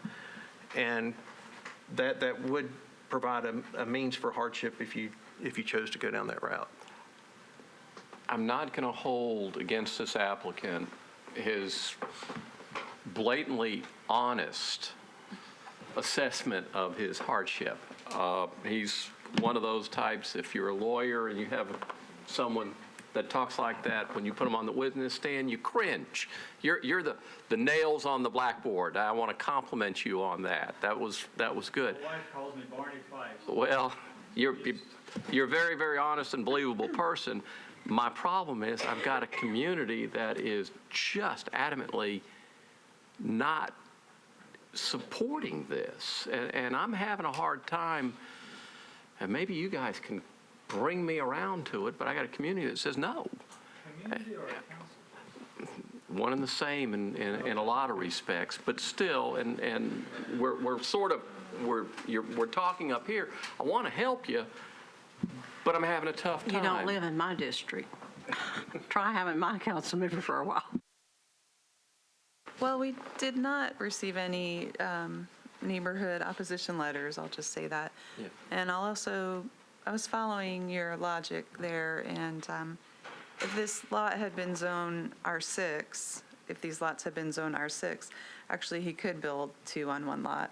This is, I guess, the unlucky lot because it's zoned R8, which requires the 8,000 square feet. So in a way, that's a sort of an unlucky thing that's happened to these properties here. Knowing it, though, that's... Yeah, and I tell you, I mean, and the council ladies, objection, I mean, I consider those very, very carefully, and certainly have a lot of respect for the council lady. But again, just looking at it, looking at our past history, I think if we are inclined to grant a variance, I think a condition should be his self-imposed condition that they are attached and not detached structures, because I think that helps for a slightly smaller lot, even though, if his lot was only one across the street, he wouldn't have to do that. But Shall I ask Mr. Pepper's question that he asks every time? What is the non-self-imposed issue? Well, I think again, you were aiming towards it. Well, and I think that if you, I think that it is your lot uniquely different from the other lots, and it depends on how long of a universe do you want. And if you go to the 2 on the right and 2 on the left, then it's not unique. But if you look at the entire street and say, and I ask a hypothetical, or not a hypothetical because it's right there, you can figure it out. But say, what is the average size of this lot, or what is the distribution of lots on this street? It's going to be a pretty wide distribution. There are a lot that are different, and probably close to half are eligible for duplex. And so he's either unlucky with no hardship, which is, acceptable answer. I don't think he's self-imposed the R8 zoning upon himself. Yeah, so I guess. But he thought knowing it was there. That's the unfortunate. I'm trying to figure a way to get there. Well, that's a piece. That's an important piece too, and it's fair enough. I mean, like I said, I think I've made a pretty strong case to consider the variance, but like I said, I'm not 100%. Well, but I'm not 100%. Like I said, I'm kind of still a little bit. I can make a case for it, but if everybody else is against it, I understand. And I'm not going to make a motion, but I would think he might want to consider deferring it and speaking to the council lady and explaining the intent, but also going around to the neighbors in that area and see if they will sign off on a petition of support for the project. We really need to know what the neighborhood thinks about it. Well, hang on, wait, public hearing's still closed. We'll get to you in a sec. Sorry, sir. I really like that idea. Yeah. Almost brilliant. Yeah. Is that a motion? Well, he has to make, Let me ask the applicant, sir, if we did defer this, we have, our next meeting is the first meeting of November, which is the 7th, and then the meeting after that is 2 weeks later. Would you prefer coming back to the next meeting or the one in a month? Next meeting, you'd have a chance to meet with neighbors and council lady? Is that? That's more than. Okay. All right, so November 7th, is that your motion to defer? Yes, it is. Is there a second? Second. Got a motion to defer. And did you have a comment? Oh, I was going to comment, I won't be here on November 7th, and there's a chance I'll be late on November 21st, and I seem like someone who might support it, so I don't know if the applicant wants to. and since I may be in the other camp, and the 21st looks weak for me Oh, because does that's pretty close to Thanksgiving. Oh, by the way, Mr. Chair. All right, so I don't know, I would suggest November 21st. When I've got here, yes. Well, now, there's a motion and a second, but would you consider the 21st, or are you I will amend and support the 21st. 21st? All right. Then, any other discussion? All in favor of the motion, say aye. Aye. Any opposed? We will see you November 21st, and you have heard all this and can go back and watch it on TV and see what we're looking for. Thank you. All right. Next Anybody need a case, break? 2019, we moving forward or taking a break? Anybody need a break? Move forward. Do one, we'll hear 2019. one more. 451 involving property at 2715 Morena Street. This is an item A appeal challenging the denial of a permit to convert, well, the background is, the zoning is RS5 as the map shows you shows you now that is before you. This is the aerial photography showing you the property, the structure, and the surrounding area. This is the current conditions of the property. No site plan was submitted by the applicant because it involves the current structure. The issue here is that the property was zoned RS5 in 2006, which only allows for single-family uses. The appellant, and I'll let her elaborate on this, but she is stating that the structure is in fact a duplex, but it has not been, we received no evidence that the property has operated as a duplex since this rezoning.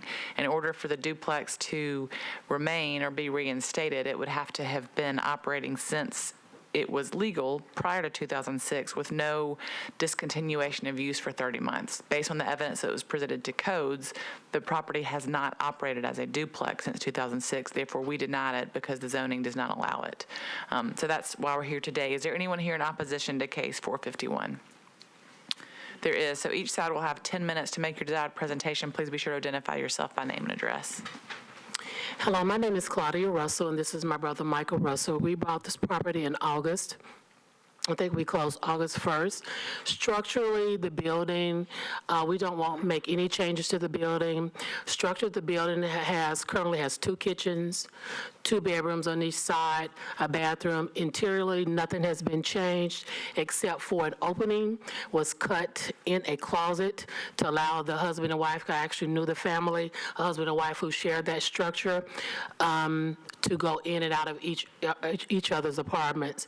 We don't want to do any exterior changes or interior changes to the property. We simply want to get a second meter because the water is still separated. We want to get a second meter so we can control the heat on one side, heated air on one side of the building versus the other. The only thing structurally was done was one air conditioning unit was, I don't know what year it was done, 1978. I think it was built as a duplex in 1970. They use it as a single-family home, and we just simply want to put a meter on the property. Okay. But you understand the issues that we're looking at, right? That No, I don't, because if I knew that I had to submit, we bought the property with intention on living on each side of the property, because nothing inside the property is, it has two of everything. It has two kitchens, nothing interiorly has been changed about that. So I wasn't aware that I was supposed to bring proof that it still was structurally a duplex on the inside of it. And that's not exactly what you have to prove. That the case that we're hearing is an item A case, and that means that the code staff made a mistake.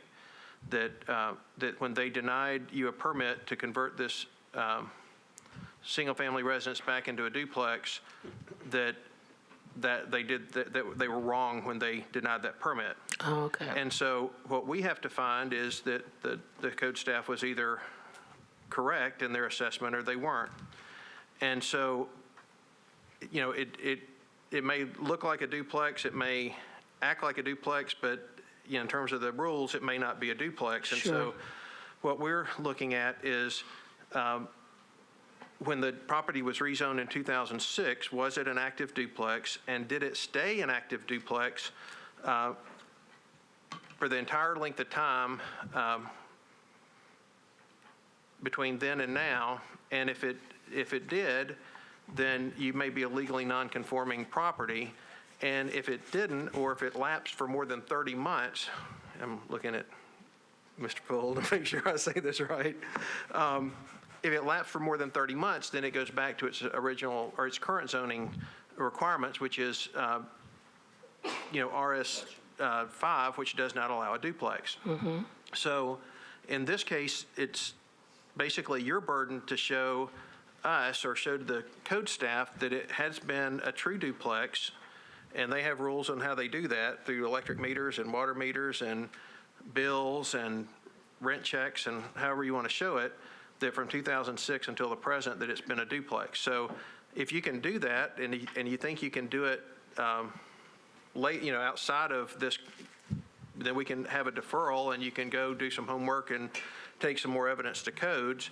But the only question we're asking now, or that this board is being asked to answer, is did the code staff, did they make a mistake in saying, no, this isn't a duplex? So the water bill, there are currently two different water bills. The only other utility that is not two, which is the NES bill. So I can show evidence that we currently have two water units. Well, and I guess I'm going to. I don't know what other evidence. And I'll ask Typically, codes looks at things like, did the water meter, is there evidence of operation of two different units continuously, two different meter readings continuously? If they don't have that, they could submit an affidavit. We do have that. Other things that we consider are affidavits from neighbors or prior owners saying that we have always operated this as a duplex. If we can get something, that may be something that we can resolve on a staff level if she wants to bring the documents back into our office. So and just being straight out honest with you, I don't see any evidence right now that would allow me to say, yeah, they erred. And so, but I think you may be able to get it. So usually in this case, it's best to defer the case, either for one meeting or two meetings, again, which is probably, 3 weeks or 5 weeks. And depending upon which is best for you. And you heard the 7th of November or the 21st or longer if you need it. And then you can work it out with the code staff to say, hey, tell me what I need to go prove, go do your homework. And you prove it, and if you can do that, then you don't even have to come back here. Okay. And if there's still a discrepancy, then you can come make your case to us. But like I said, in this case, we're looking at, did they make an error, and they can tell you what the rules are that you'd have to. We can't we can't just say, it's okay. Sure. It wasn't a duplex for 4 years, but it was for a little bit. We don't have that leeway at all. So, sure. And they can tell you that, but they should be able to help you. So, would you like the? Well, but you got opposition. I'm sorry. We do have opposition. So we'll hear from the opposition, okay. and then make sure that we have. I'm sorry. Thank you. Have full information, and then we can talk about. Because, like I said, if you are able to prove that it was a duplex for that amount of time, then they handle that administratively, not through us. So, did you have anything else to add at this point? All right, then we'll hear from the gentleman that came opposing this, and then we'll figure out the next step to do.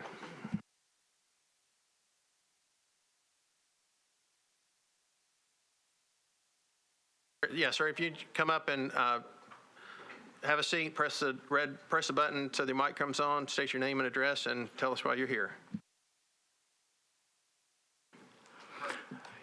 Yeah, good evening. My name is Ben Simmons. I'm living at 15 29th Avenue. I'm here just to show my support to my above requests. All right, so you're not opposed, you're supporting? I support him. Okay, then that's all we need to know. We thought you were opposed to it, so you're supporting it. Okay. I support him. All right, then we'll have the applicant come back. All right, that's it. Did you have anything else I know you support it, but I don't know if you just heard what we were talking about, but we're going to defer this case to give them a chance to get more information to support their case. Okay.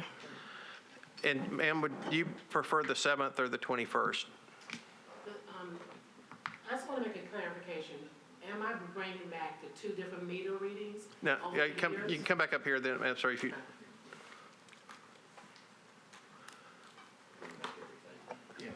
Okay, so the date will depend on what I need to bring back. Okay, well, and if you want,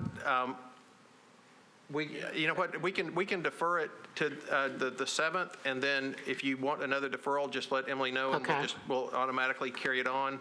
Okay. But if you need to, you'll need to talk to the code staff about specifically what you bring, because I'm not an expert at it, but they can tell you what it would take for them to be convinced that this was a duplex for that period of time. Okay. And there are multiple ways, as Emily had mentioned earlier, that you can do that. It's not that you have to have all of them, but they can tell you specifically what you'll need. Thank you. And can I suggest to the applicant too, like bringing everything that you can, but also like pictures of showing how they're 2 separate residents and how you guys have sort of operated it that way? Absolutely. I have pictures. I have those pictures available now, but I will bring that back. But they can tell you exactly what they need, and if you can prove that, then you won't have to come back. And if you can't, then you may have to come back the 7th or the 21st. But Thank you. I'll move that we defer this to the 7th, and that given the applicant the ability to extend that as needed for an additional meeting. Done. All in favor? Thank you. Anybody? Next case. Plowing right through them. Next case is 2019-452 involving property at 811 Horner Avenue. This is a request for a variance from the minimum lot size requirements in order to construct a 2-family residence on 1 parcel. Lot size requirement in this district, R10, is 10,000 square feet, and the property here is 9,420. Zoning map showing you the zoning of the property is R10. Area photography showing you the property and the surrounding areas. This is the site plan that was submitted by the applicant. And finally, the photographs from a recent site visit showing you the current conditions of the property. Is there anyone here in opposition to case 452? But is there a site plan for what's proposed? This is what they submitted. Is that what's proposed? That doesn't look like 2 residences, is it? I'll have to let the applicant, we requested a site plan, and this is what she submitted, so I'll let her elaborate on that. Please identify yourself by name and address and turn your mic on. Press the button, turn your mic on. There you go. Hi, I'm Robin Moorshead. I live at 811 Horner Avenue. Sorry, that site plan's a little bit faded. Somehow when it got... okay. So there is a second residence proposed behind the house. You want to build a second residence behind your existing home? Yes. Okay. Yes. So, well, I guess the hardship is that it's less than 10,000 square feet, and there are other lots on that side of the street. They're all short of 10,000, but variances have been granted. My personal hardship is that I lost my husband, and I want to build a second house, live there, and be able to rent out the front house. Now, in that whole area, this street I renovated the house and made it really nice, so I wouldn't really want to tear it down. I would want to put one behind and build it up. My neighbor, 809, his variance was granted, and the councilman does support this because it's more than 90%. Which neighbor is 809? Is it? Clay Kotler. No, I'm sorry, in this, is it? Yeah. Dollar General or away from Dollar General? Towards the Dollar General. Okay. So basically, the corner was an old house which now has two on it, two really nice duplexes. His is right next to mine, and then over the road you have all the duplexes as well, on the other side of the street. There's a lot that's being done, because 8th Avenue is being fixed up. They took the Dollar Tree is actually being taken down, and they've put a gym there on the corner. It's been very upgraded, the whole neighborhood. Anyway, I just think it's so. Just down the road, I don't know which exact person they've actually built the house already behind, and it's a similar situation.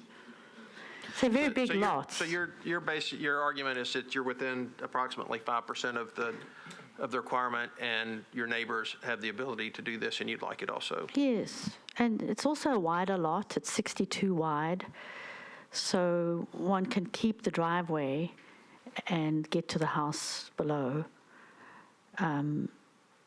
I think his was 60. It says 60, but it's 62 on the tax records. And it's 157 deep, so it's a deep lot. Any other questions? Can you see the site plan again, Emily?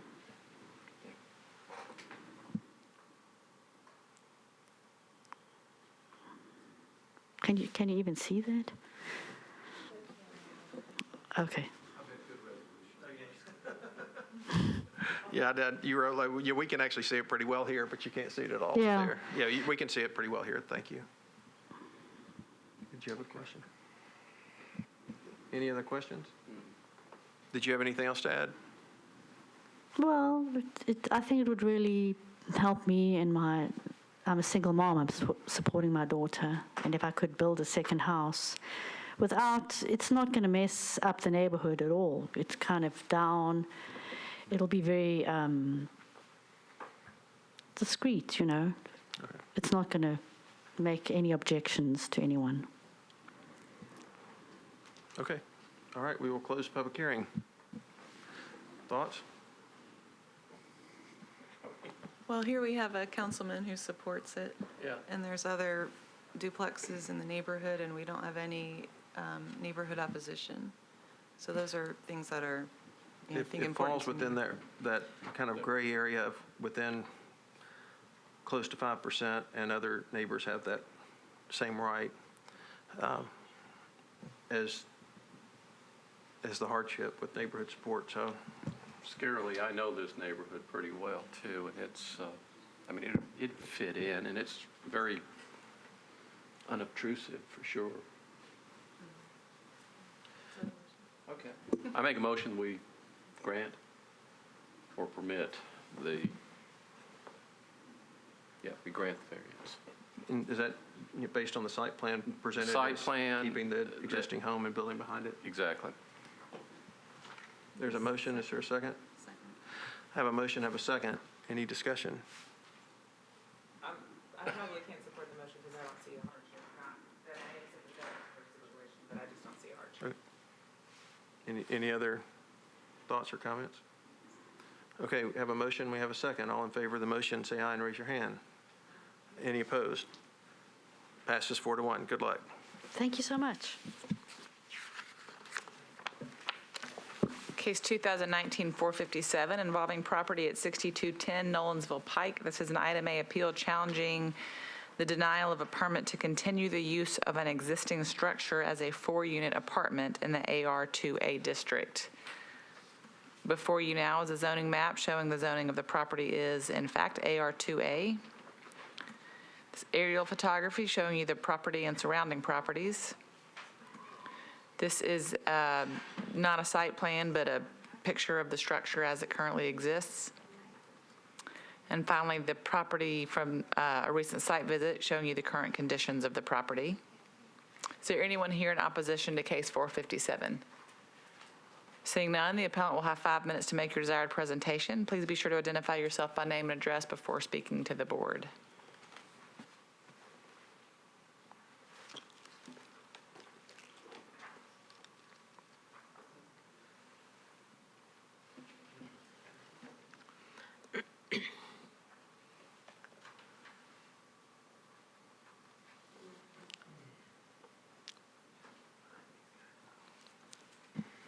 All right, ma'am, if you would state your name and address and tell us why you're here. Zoning Appeals. My name is Patsy Cloud. I live at 6210 Nolensville Pike, Nashville, Tennessee. And I'm going to be reading this, and I gave you a copy because I'm on the nervous side. As per tax record, my building was built in 1952, 67 years ago. My husband purchased the property in 1976, 43 years ago.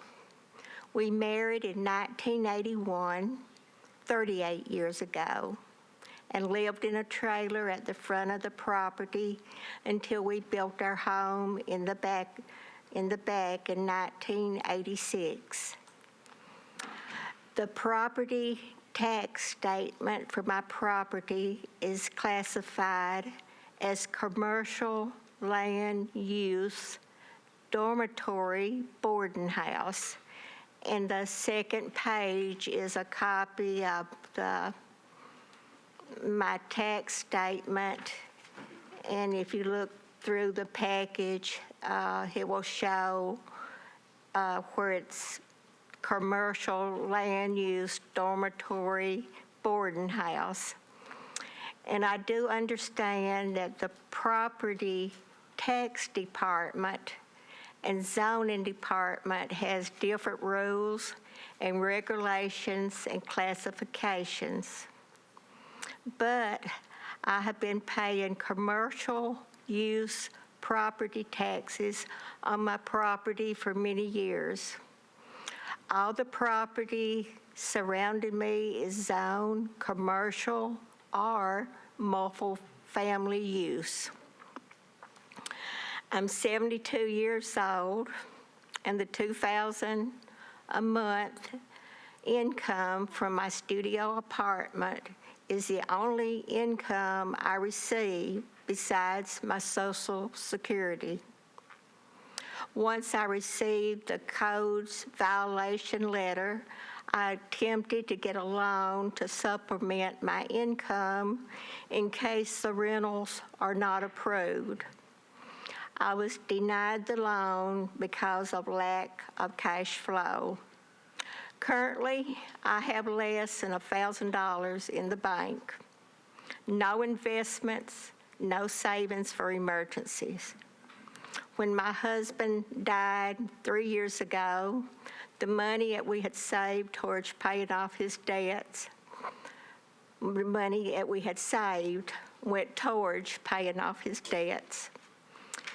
In order to present my case to zoning committee, I've had to borrow money from a friend to cover the expense required by the zone variance appeal and zone change process. My councilman, John Rutherford, is here today in my support.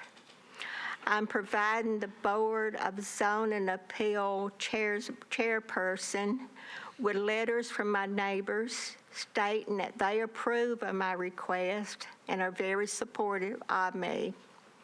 I plead with you to approve this special exemption request so that I will be able to support myself, pay my property taxes, and maintain the upkeep of my property. I appreciate your consideration and your support.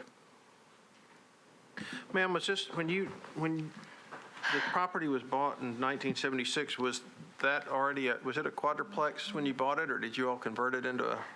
I don't know. Because you weren't, it's your husband that bought the property. Okay. Do you know the building was built in 1952 Not until this happened, and we pulled up the information. Okay. Ma'am, listing at your listing on your tax records is that you're holding as its trustee? Yes. Okay. Can you explain that a little bit for me? Because you've also got FTB, Lockbox, as the recipient of something. I don't know what that is. Well, I'm obviously in asking it didn't understand it either. But, I mean, is there a trust that holds the property, or do you hold it, or? I'm the trustee. You're the trustee? Yes, sir. Okay, but who are the beneficiaries of My the trust? daughters. Your daughters are. So the property, I'm trying to find out who the real Owner? owner is. I mean, did you create a trust for your daughters? Is that what you've done? Yes. Okay, so all right.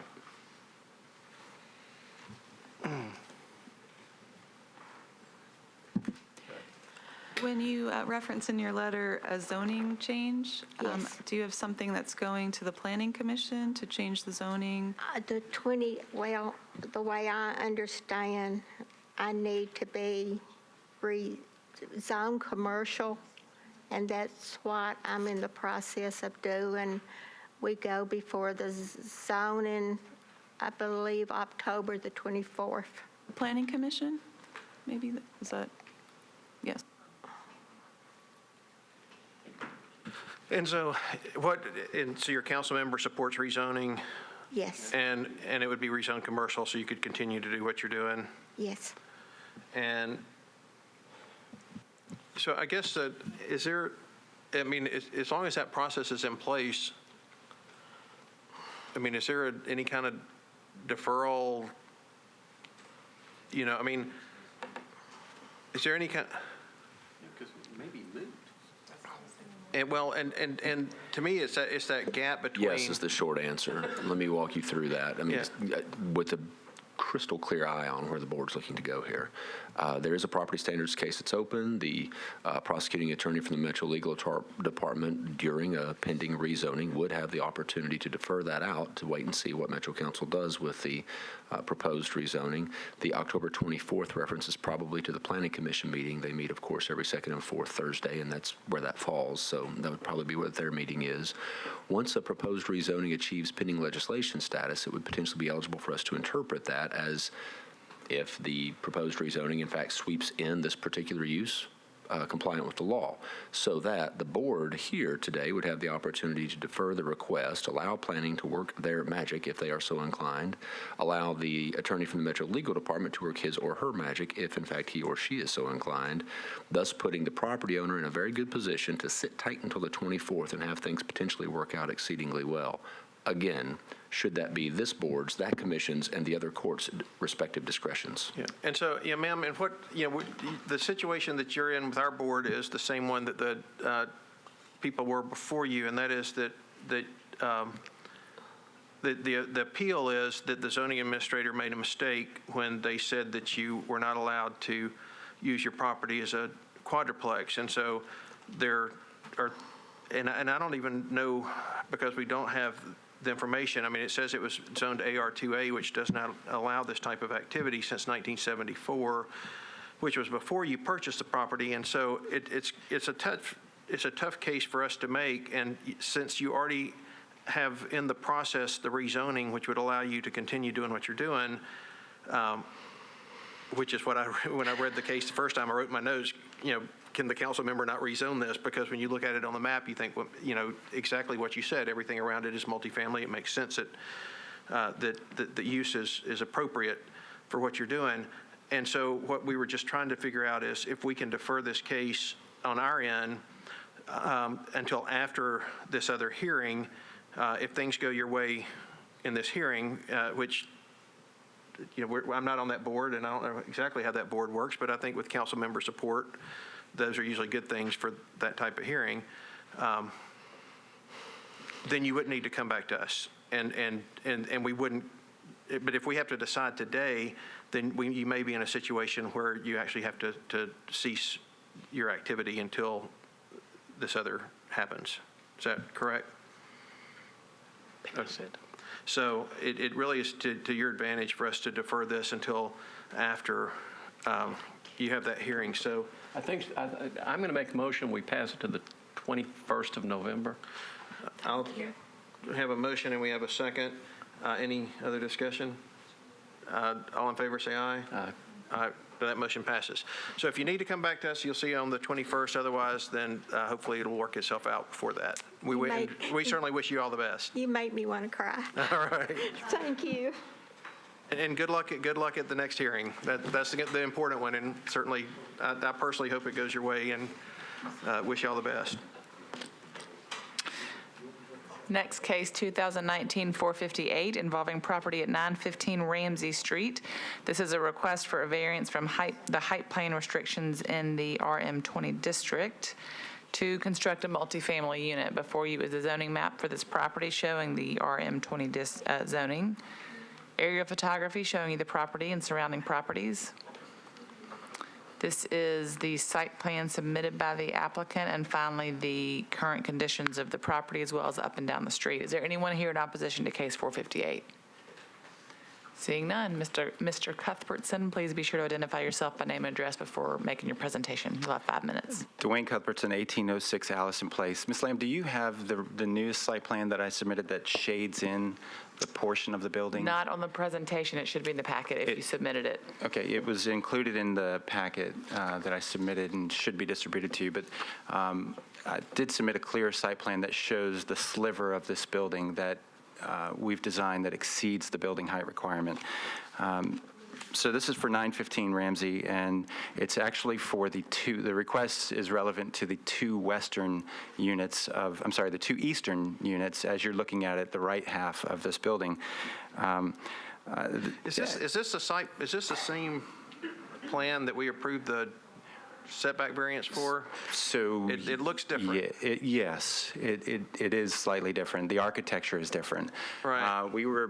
Embarrassingly, we were in front of the board a few months ago asking for a setback variance, the side setback variance along Ramsey to increase the building envelope. This is a really uniquely shaped lot. It's very narrow and but tight. I guess what's the difference between that plan and this plan? Because that plan didn't need that, and I was a little, a little taken aback when I saw it again. Because I thought I know that property, and we've been here before, and the look and feel of this is very different than what I thought you got neighborhood approval for and all that kind of stuff, and I don't have any of that now, and I'm wondering, it seems, I tell you that what I was really wondering was did we condition the variance on the plan as presented instead of this one? And so, because it does feel, the other one had kind of planning approval because it's neighborhood friendly and all that kind of stuff, and I'm looking at something that's like asking for a height variance, which is a little concerning.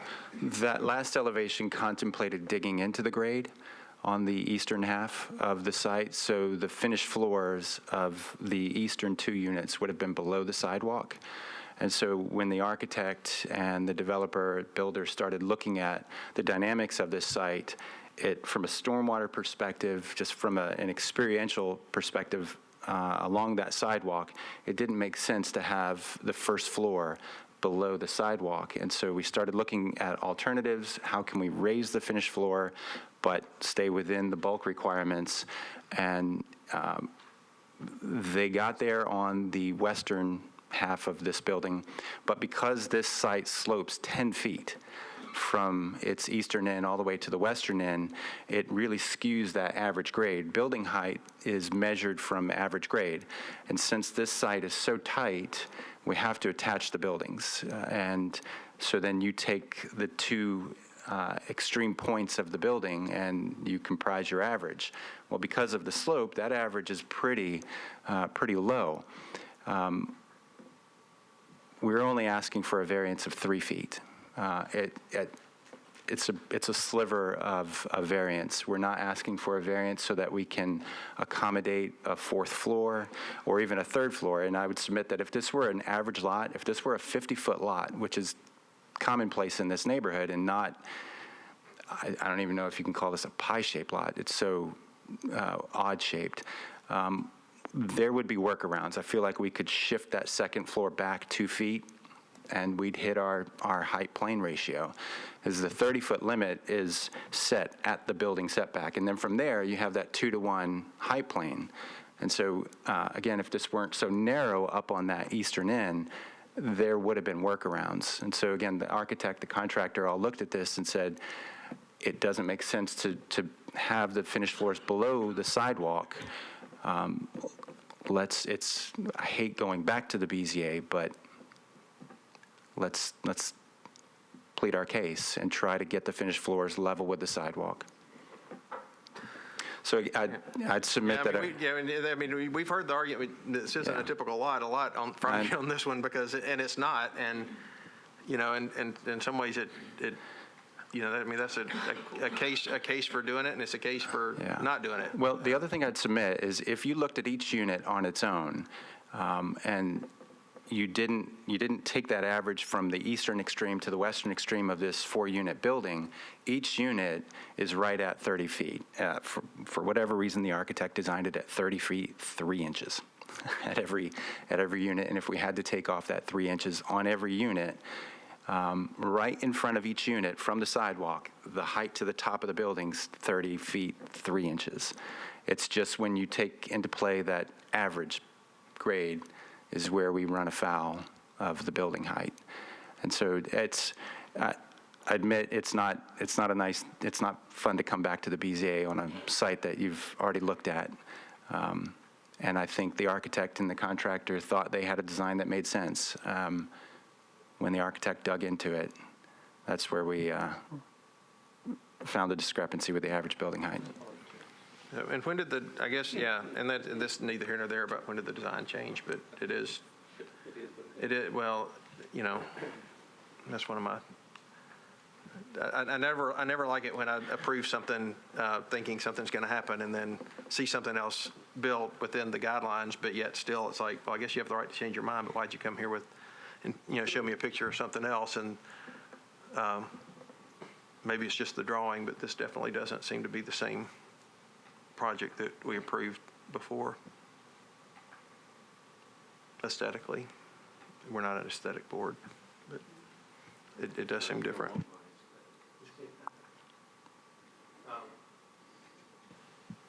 All right. Is there any questions or anything else you want to add on? No, not at this time. All right. When was this here before? This was here like 6 months ago or something? Ish, within the last 6 months. I was going to say 3 to 4 months. Yeah, maybe 3 to 4, or so. It wasn't that long ago. And didn't you had to come twice, or there was something, you had 2 different plans, or? I mean, there was a whole different, there was one that had the parking, you have the parking on the back now with like pervious surface or, pavers or something, and there was another plan that kind of at least maybe it was deferred, and then this plan is what evolved. But there was another plan, I remember at some point, that had, the orientation of the buildings were all facing the front instead of one facing kind of the pond over there. So now I know why he didn't want to come back.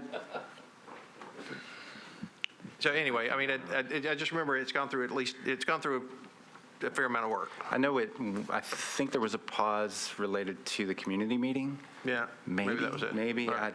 I have to be honest, I can't remember. All right, any other questions? We'll close public hearing and thoughts. I mean, there is a steep grade, I get that. This is the last time we get to see him? Yeah.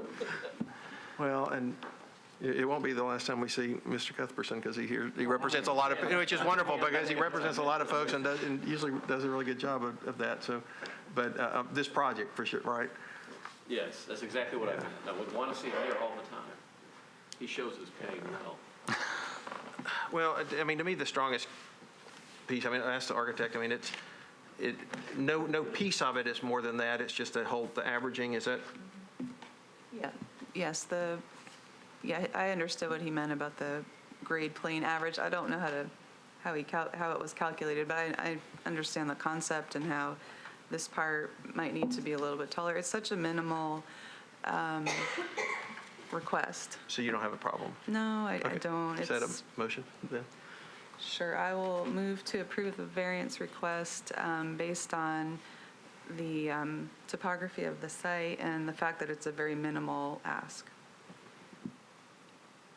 I will second. Have a motion, have a second. Any other comments? All in favor, say aye. Any opposed? Opposed, 2. So the ayes were 3 and the opposition were 2. Is there another motion or any or additional comments?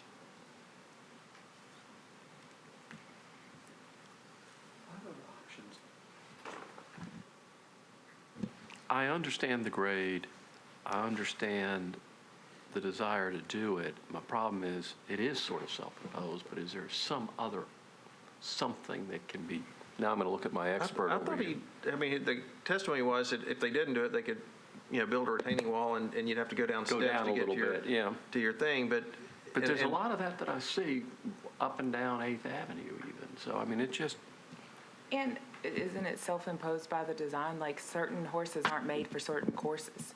So some of it, I feel like, is the design, and I understand our esteemed architect's perspective. I really do, that it's minimal, but I'm familiar with this area, and there's still a lot of, like, single-family homes, and I think 3 feet higher makes a difference to some of those homes that are around there. And this has changed since the last time there was a neighborhood input. So that's why I didn't support it. And you've given us the quote of the day, so we'll definitely remember that one. All right. All right, so the points have been made. Did you want to make a motion, an opposing motion, just to have that on the record? oh, yeah. I make a motion to deny the variance request. And I'll second. All right, there's a motion, there's a second. Any discussion? All in favor of that motion, raise your hand, say aye. All those opposed? Okay, so that motion fails also. So this case will be left on the docket for 30 days, and we will continue to hear this case.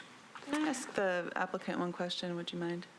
Sure. Is that? Yeah, this case is over, so, but absolutely you can ask. Okay. No, I mean, I'm saying it's not out of order or anything. Procedurally, I I'm just sorry. wanted to see if I could get a clarification. Yeah, fine with me. The part that's above the 30-foot height limit, based on the grade plane, I'm probably not, I'm better at pointing at things than talking in words. Would it help if I came up there? Since the case is over. Take a break. Is Yeah, that okay? we're gonna take a. I do think it's, no. Yeah, and we're going to take a 5-minute break, and we'll hear back from Mr. Cuthbertson when we return for the next case.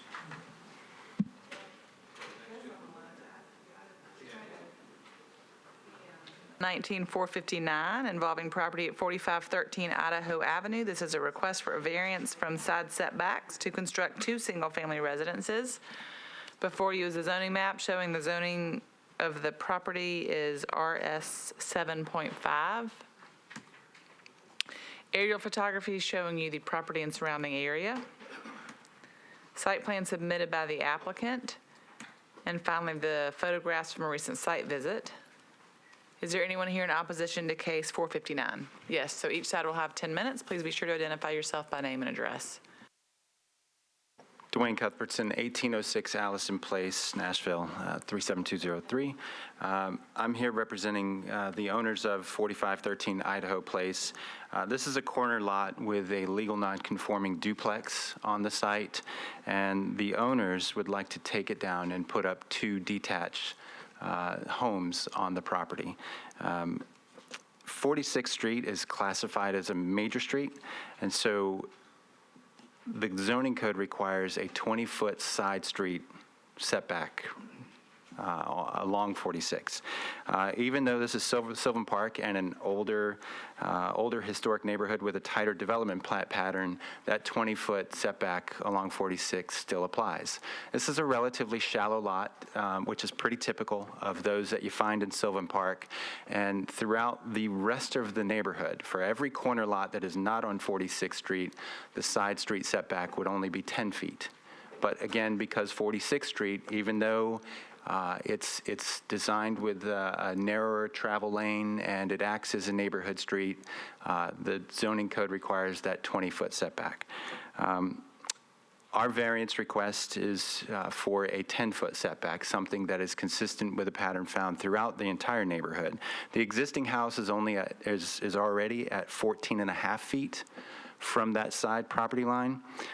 There are structures, buildings up and down 46th Street that are within that 20-foot side street setback.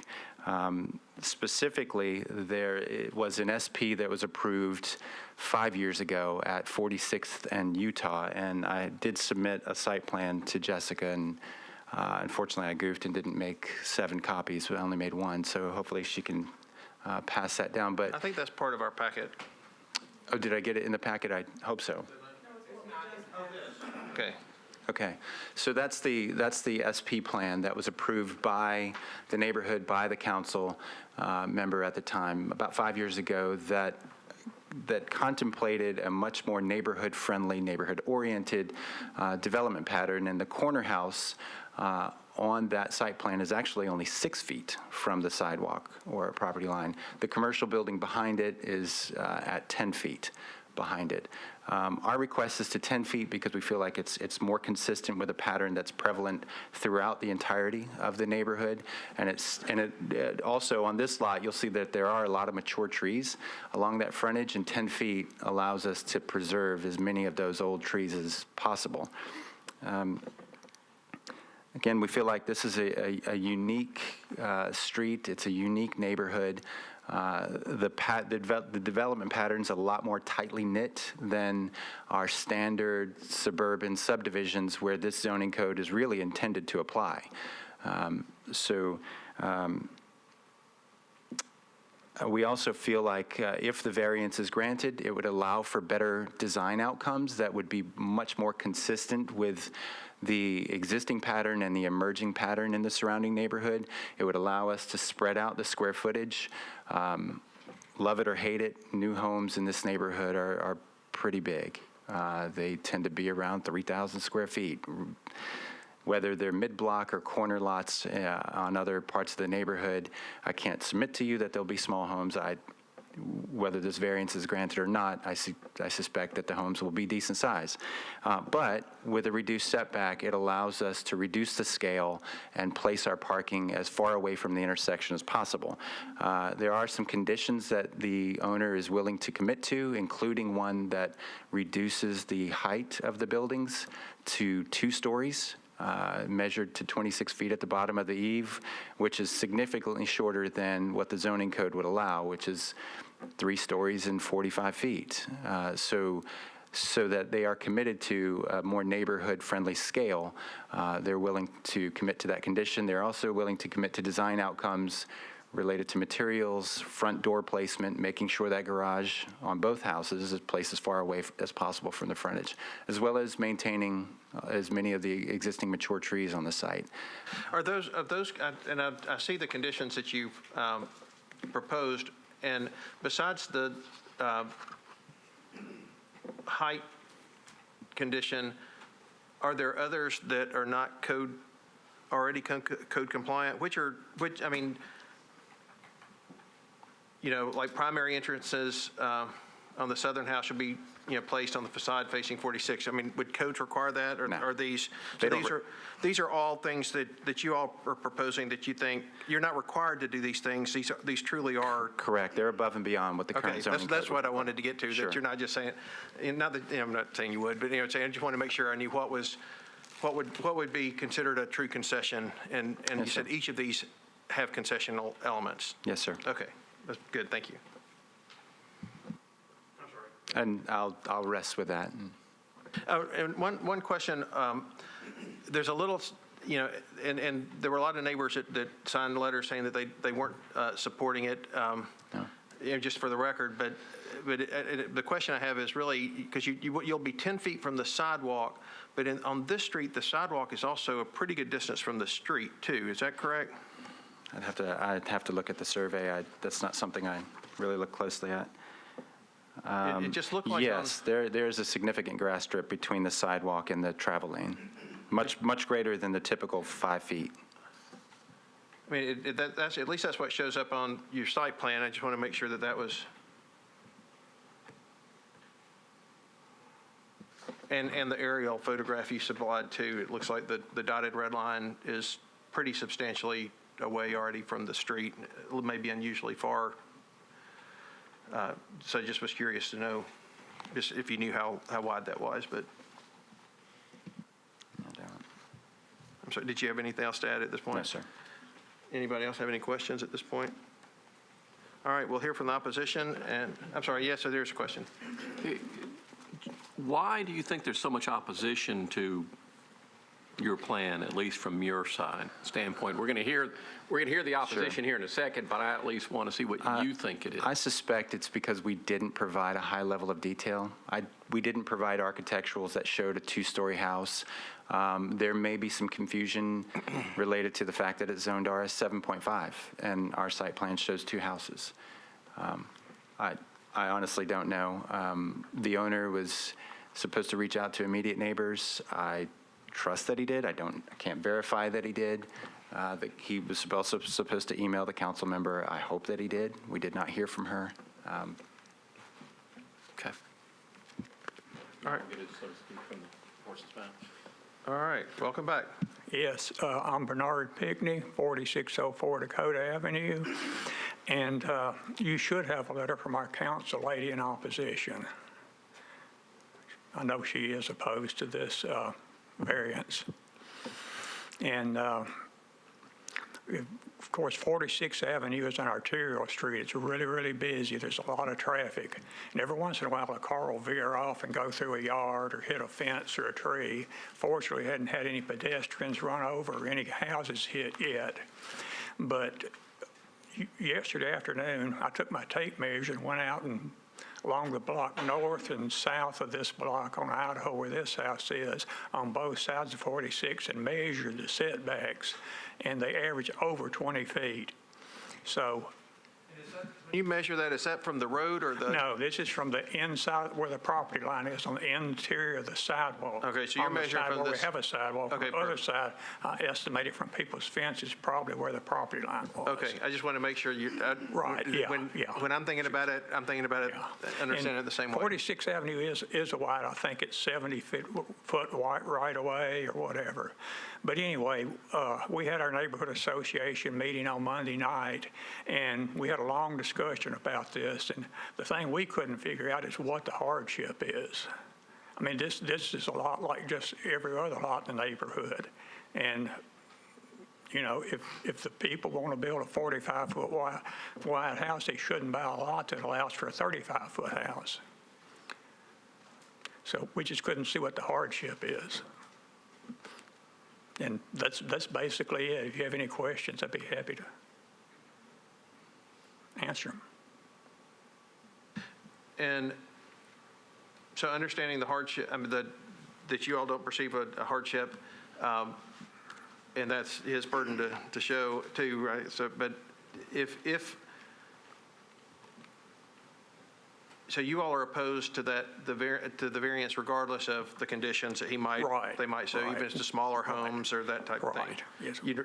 We want to keep the streetscape on 46 like it is, Okay. where, you know, this would be the closest thing to the street, all up and down for the 3 blocks on both sides. And not saying this is what they do, but just your preference would be a 3-story building within the setback than a 2-story building closer to the road.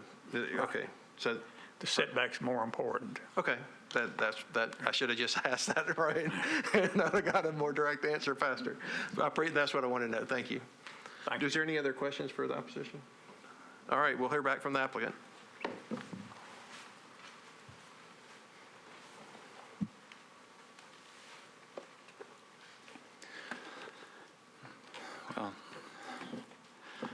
I'd submit that 46, while it is a major street, arterial is more synonymous with roads like Charlotte, Gallatin, Dickerson Pike, and a 20-foot setback up against those major streets definitely seems appropriate. 46 to me, to others, feels more like a neighborhood street. While it's still a main street in the neighborhood, it's still a neighborhood street. The pattern up and down 46 is various. There are some houses that are set back more than 20, but there definitely are houses that are within that 20-foot setback. The SP that I gave you guys the plan to, that thing's built, and it's just 3 blocks away from this site. North of this property, there's an old vegan bakery that is, I didn't go measure it, but maybe it's 5 feet.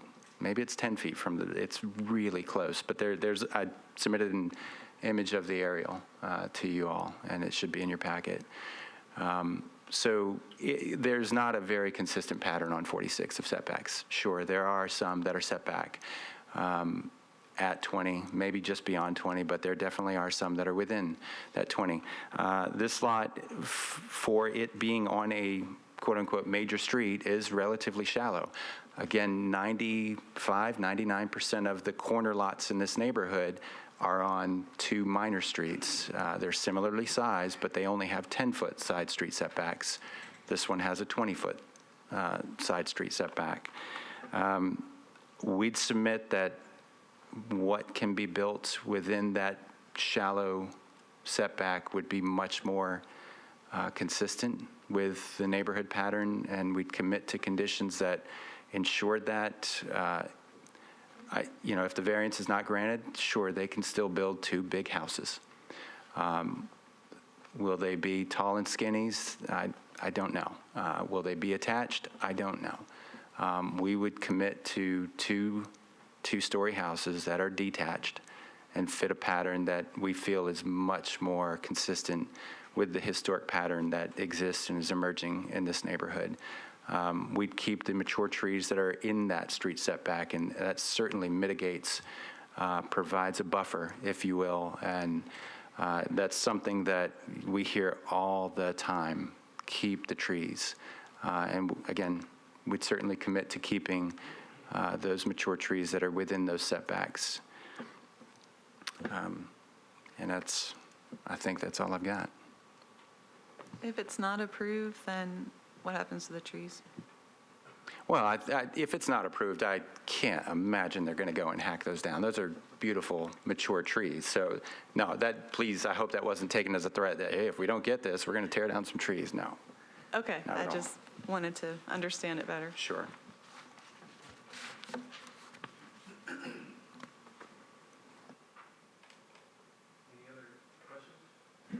Anything else to add? No, sir. All right.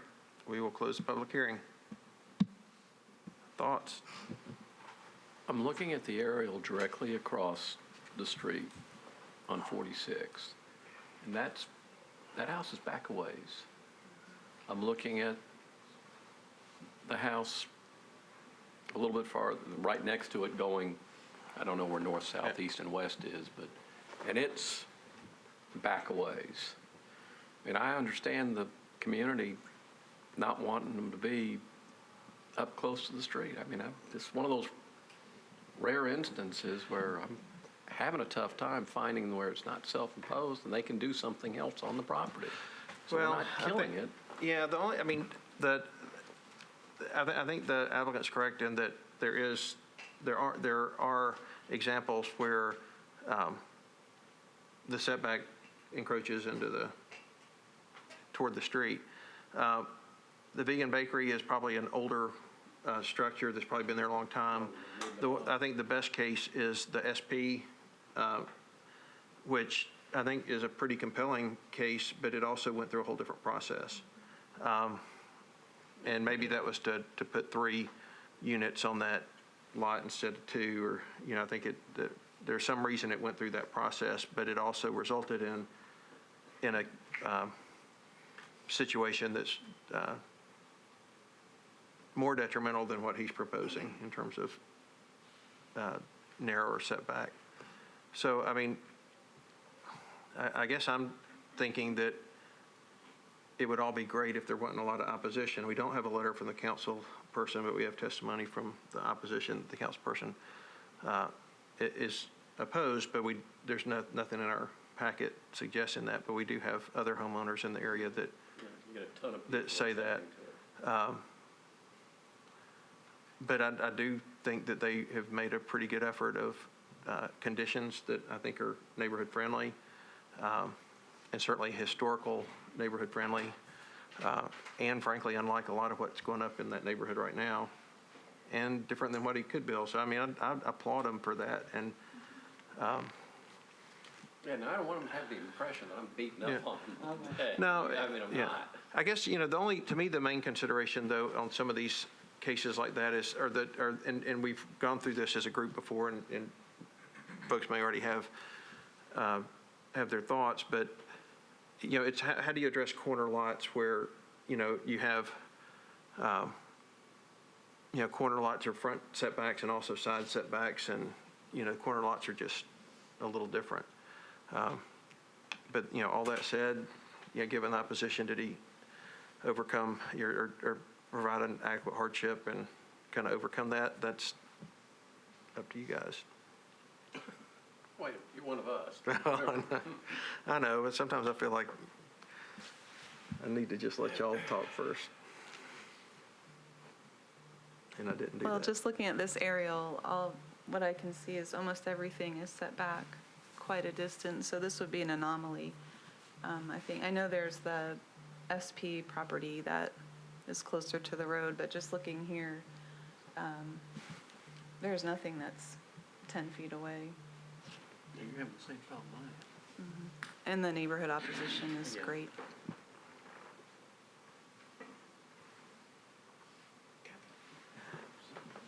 I mean, I agree with what you said. I think this one's a little hard because I do applaud the applicant. I think that they really did put some really neighborhood-friendly conditions in there, and it just not distinct, but the opposition doesn't really sign on with these. But I think that this applicant has made an effort, and I do think the development pattern is probably changing. It may not have hit this area yet, but based off the SP and some older homes, I guess I was just interested.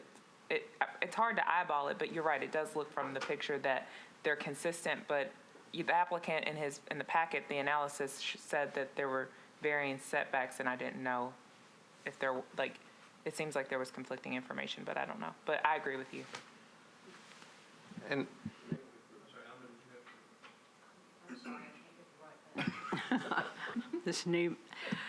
I'm somewhat distressed that Councilmember Murphy did not weigh in on this one way or the other. I certainly value her view, and she was recently elected as the Planning and Zoning Committee Chair in the Metro Council, and of course she served on it last year as Vice Chair. So I'd really like to know what she thinks, but since we don't know, we do have the neighbors saying that they're against this. So that I just would hate for us to say no and then them come back and build two tall and skinny things or something that didn't fit in with the neighborhood. So this is a hard one for me. I guess the question is, and again, I don't know, I don't hear votes to pass it, and I don't mind if there's not, if there are enough folks that say, no, we shouldn't do this, and that's perfectly fine. But it also, I'm hearing some, and in my mind, I'm thinking if I live, and I do live in a historic neighborhood that is in an overlay, so there are certain things you can do and can't do, but the conditions are much more in line with some of the things that you can do, although you couldn't build two houses. And so I think, part of me is thinking, well, is it worth hearing from Council Lady Murphy and giving the applicant a chance for some elevations or something so that people would actually know what they're doing, a little bit more what they're doing, and that would be their choice? Or is the hardship just simply not there and the board doesn't want to do it? So, again, I'm not trying to push something off that's going to Mr. Chairman, if I could, and that was part of the reason why I asked the applicant, did he understand what the objections may or may not have been? Because there were pretty healthy objections. And the other side is you're right, Councilmember Murphy did not weigh in, and she usually does weigh in. But that being said, it's tough. This one, but there is so much opposition, and it is in self-imposed hardship. Well, and I did specifically ask the neighborhood representative, what would you prefer? Something really super tall and 20 feet back, or this and 10 feet back, and the answer was clear. So, that it may not matter. I do understand that that question has to some extent been asked, but I'll jump in here. From what I understood from the packet, the existing structure is about 14 feet away from the road. So I'm wondering if there's some kind of compromise. And I'm not saying that you said I 14 agree feet from the there's. setback, is it? Yeah, the way. Yeah, from this, I probably said that wrong. Yeah. So the request is really just an additional 5 feet from what exists there. I would need some clarity on that from what was in the packet.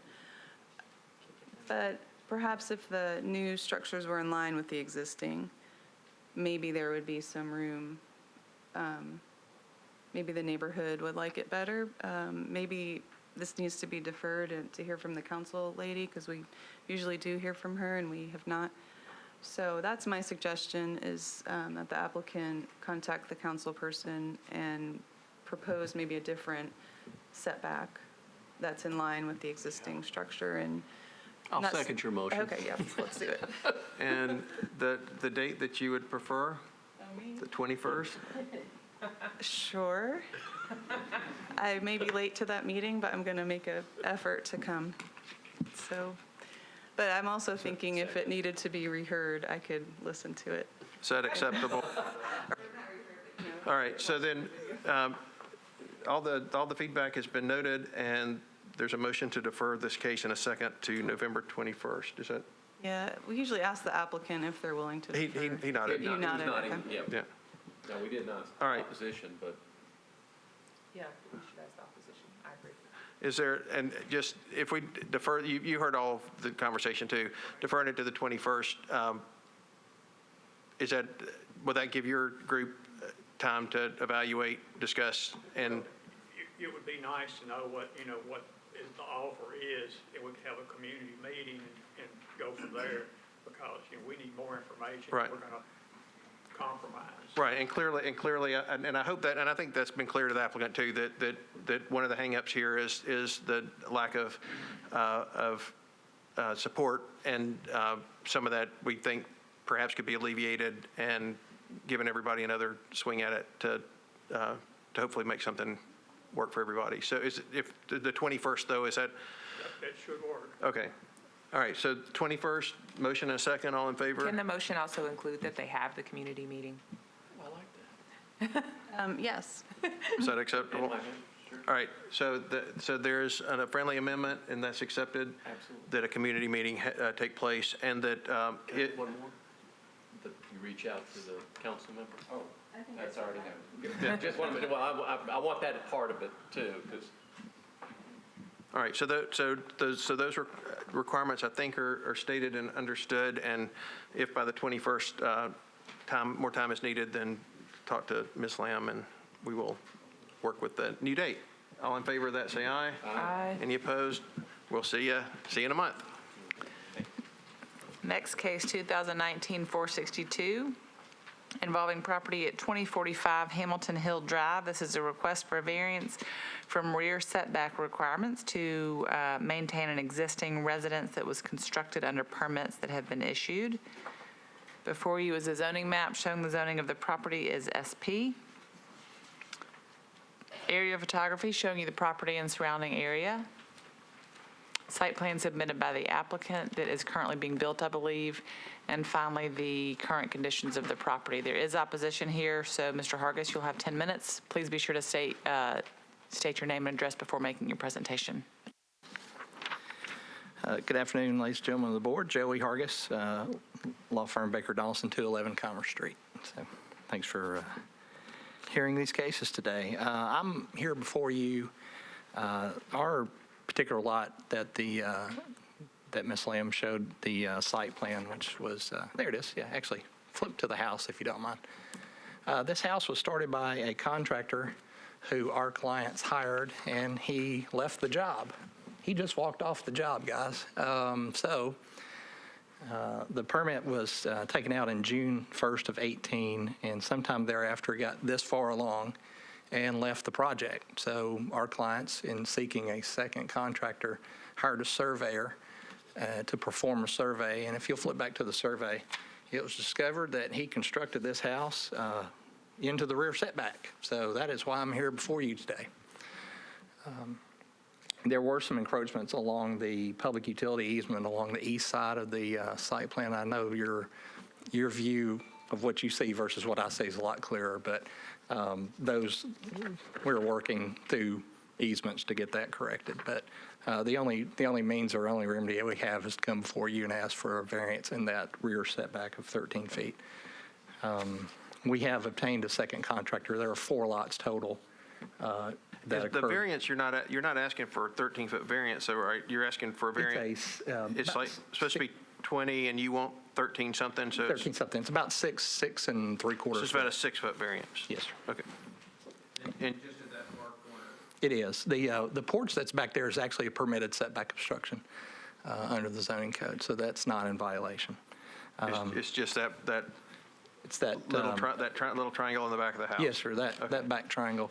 I know opposition's present. I attempted to speak with him before the meeting. I wouldn't even give me his name, so that's his choice. So, but here I've got any questions if you have for us. But that's the story here that our contractor BGT Construction walked off the job, and we have hired a new contractor. Of course, he's awaiting action to see whether he can complete this job, but he is completing the other 3 homes. And if I know that there's a little bit of a forgiveness argument here, but if this were to have come up as a proposal rather than as something that was built, the hardship would be the easement through the strange shaped lot, and the easement through the. Right. The overall hardship would be the uniqueness of the easements that's here, but that's the situation is the site plan the contractor submitted complied with the code. What they actually built is what you see before you. So that was came as quite a shock to our property owner once we hired the surveyor that it was constructed in error. And you can somewhat tell based on the shape of the house that they took this easement into account.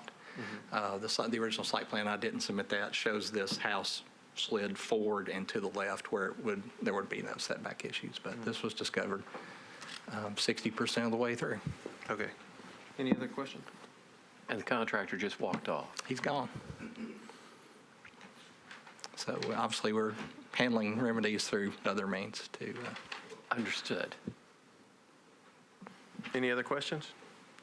All right, we'll hear from and did you have anything to add? Okay, we'll hear from the opposition, and then you'll have 6 minutes and 45 seconds for rebuttal.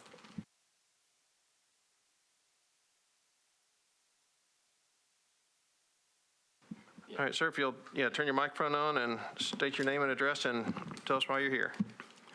My name's Lou Sanson. I live at 1653 Highwater Drive in Antioch, Tennessee. And this house is the back of ours where ours was Harvest Grove. It was a dead end, and then this new property people bought Hamilton Hill there and listed 75 new homes. Now this home, the lot shouldn't have even been allocated. I don't know who in the world would have. You see how the 3 houses next to it, the backyards are going to have like a 20-foot drop. The land, and I don't know how big their backyards are supposed to be, but they ain't going to have no backyards either. And they ain't finished. The contractor walked off of those 2. They are eventually, this is a 2-year period. And eventually they've got some concrete workers out there making sidewalks all the way down and trying to bulldoze the area and trying to sod the grass. But the inside of the houses were incomplete. And the sale of them houses is going to be awful hard for whoever wants to buy them. Of course, to this house should be torn down. It shouldn't even be allowed to be finished.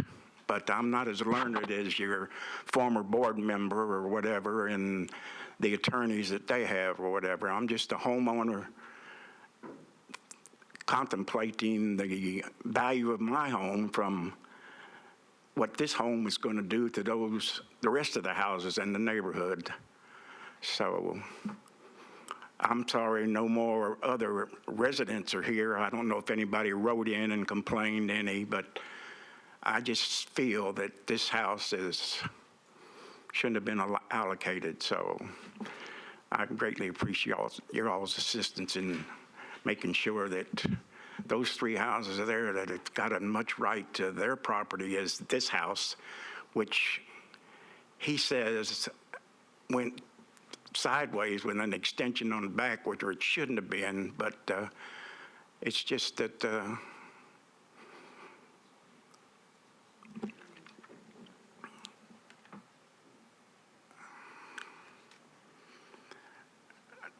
they may be able to landscape it and everything else, but it's still going to diverse from what should have been. And there's going to be a lot of rainfall come down through there, and it's probably going to be diverted somewhere into somebody else's yard next to them or whatever there. But as you can see from the picture, they are asking for I don't know what a setback is or whatever, but those three homes on the other side, they're not owned yet. If they had owners, they'd be here too probably. But I just want to speak for the rest of the homeowners that couldn't get here or get off work. We had to take off work to come here, and we just want to express our opinion and greatly appreciate you all's assistance. Well, and appreciate you being here. And specifically, just because you'd ask about the setback, there's a property line, and then there's a distance from that property line that you have to build away from. And in this house, they were supposed to build 20 feet from the back of the property line, and the property line's kind of a weird shape. And in one little triangle, it goes as close as 13 and a half feet from the property line. So it's 6 feet over on that corner. But that's the only offense that the house has. Now, you mentioned some other things you don't like about it, and that, beauty's in the eye of the beholder. I get that. Sure. But the specific issue we're here to talk about now is, is there a reason that it should be acceptable to allow that little triangle on the back of his house that goes over the line he's supposed to build to, if we're allowing that to stay? But he's totally on his property line. There's no other offense. It's just, and you can see on the drawing, on the site plan drawing, just in the upper right, Hard for them. yeah, it's kind of hard for you to see, but there's a little triangle that in the very back, just if you took a little corner of that back of his house, that's slightly over the line that they were supposed to build. And that's the only issue that we're looking at today, because everything else about the house is either compliant or it's not an issue that we're looking at. So I just want to make sure you understood what we were talking about today. There's the other three owners, or the other three houses that are vacant would be in compliance, and they would be acceptable to that, is a question that I don't see how anybody. And I don't know how, and we don't know, those aren't before us, and we don't know, but the assumption would be that those homes are built correctly, and if they're not, then they'd have to come and ask for something too. But our assumption is that those houses would be built correctly. Again, you can see from the picture, there's not going to be the yards and 20-foot drop or whatever. You got kids, you're going to have a fence, and just more expensive for those people that are going to buy them houses. If anybody does buy them, you would want to buy them, I'm sure. But if he's only 6 foot over whatever, that's what you all are looking at. I can't change it. But if you go ahead and okay it now and it's built, and then the other three homes are built, they got to come in and make a complaint. It's just double work, and it shouldn't be approved to begin with. So I thank you. All right. Thank you, and appreciate you being here. Thank you. Wait a minute, I want to ask him a question. I live very near this area. I'm sure I live close to Hamilton Church. Right. Give me some side streets and tell me exactly where this is. Hamilton Church Hill comes down into Hamilton Church between Hobson Pike and Mount View. That's what I thought. And all the other homes are pretty, and you've Oh, got yeah. your sidewalks and your 2-foot grass. There never should be 2-foot grass from the street to the sidewalk, because that's just extra for the homeowner to take care of, and it narrows the street. You can't Well, get three cars down through there. I just wanted to know where it was, and I thought that was. That's Hamilton Hill runs up to, at the corner, it turns on Brookshine. Okay, And that that helps. runs on out through Harvest Grove. Yeah. And they're contemplating building an extension on those streets and building townhomes and more homes on Murfreesboro Road at Mountain View and Pinhook. It's just the congested getting so bad with the housing agree that with they're you. building. I But agree. that's right Thank where it you. is. It's just, Thank you for coming today. thank you, ma'am. Any other questions? All right, thank you. We'll hear back from the applicant, who has 6 minutes and 45 seconds.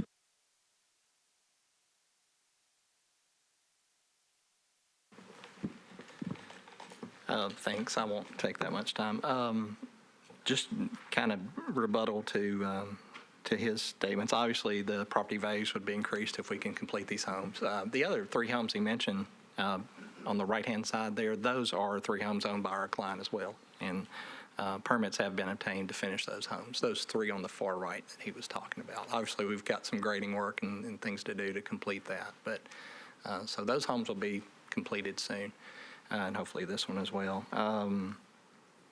And it mentions opposition to the lots themselves. Obviously, the Planning Commission was the proper venue for that. But that's really all I have. Thank you all. Again, just kind of summarizing the legal hardships, the irregular shape, the unusual easement clearly, and obviously the unusual situation encumbering my client's lot and not everybody else's, and that their contractor left 60% of the way through construction. So, And it does sound like it, with the completion of these, that some of the concerns that the neighbor had in terms of, sidewalk landscaping, basically, it sounds like that these have been an eyesore for a long, long time before your client bought them to finish them. And right. Well, actually, our client is the initial owner of the property and hired this contractor to construct all 4 lots. Yes, sir. I see. And it has taken time to get to this point. But no, they'll finish and comply with the remaining portions of the SP plan. Okay. That's there. But thank you. What's directly behind it? Currently, it's just a wooded area. Are they planning to develop it? I'm not certain. At least there doesn't. I was looking at the aerial on Google Maps to try to look between where this gentleman lives and where our site is, and it looks to be vacant tract. At some point, I'm sure it'll get developed at some point in the future. I wouldn't doubt it. And this part of the county is obviously very, very busy. any additional questions? All right. Thank you all. All right, thank you. We'll close the public hearing and discuss. Thoughts? I've heard of contractors trying to get in to do work, but not starting it and running away on something. Clearly, the hardships are there. It's already in the location. I understand the gentleman not necessarily being thrilled. I'm having a hard time not agreeing that, clearly, the owner didn't create this hardship other than hiring a really horrible contractor. But unless you all come up with something pretty compelling, I'm having a hard time. Well, it was admitted that, again, I think the situation is probably a lot more offensive than to a neighbor than the actual request here and offense here in terms of being 6 foot over on an odd shaped lot that has a easement going through it. And so I certainly understand what compelled him to come out, but a good observation, because the gentleman thinks it's 13 feet that we're talking about. The home is 6 foot over the line that they're supposed to be built to, which is why you asked for that variance. And it's just that one, it's the furthest piece, so it's 6 and less, but it's But it's not 13 and a half. Yeah, no, it's not. He's not building 6 feet from the property line. He's building 13 and a half from the property line. And so at that one corner, again, not the entire structure. So, yeah, I'd absolutely see the hardship and situation. So I'm happy to support any motion that. I'm going to make a motion that we grant the variance in this instance because of obviously the hardships that they didn't cause it, the irregular, bizarre lot, and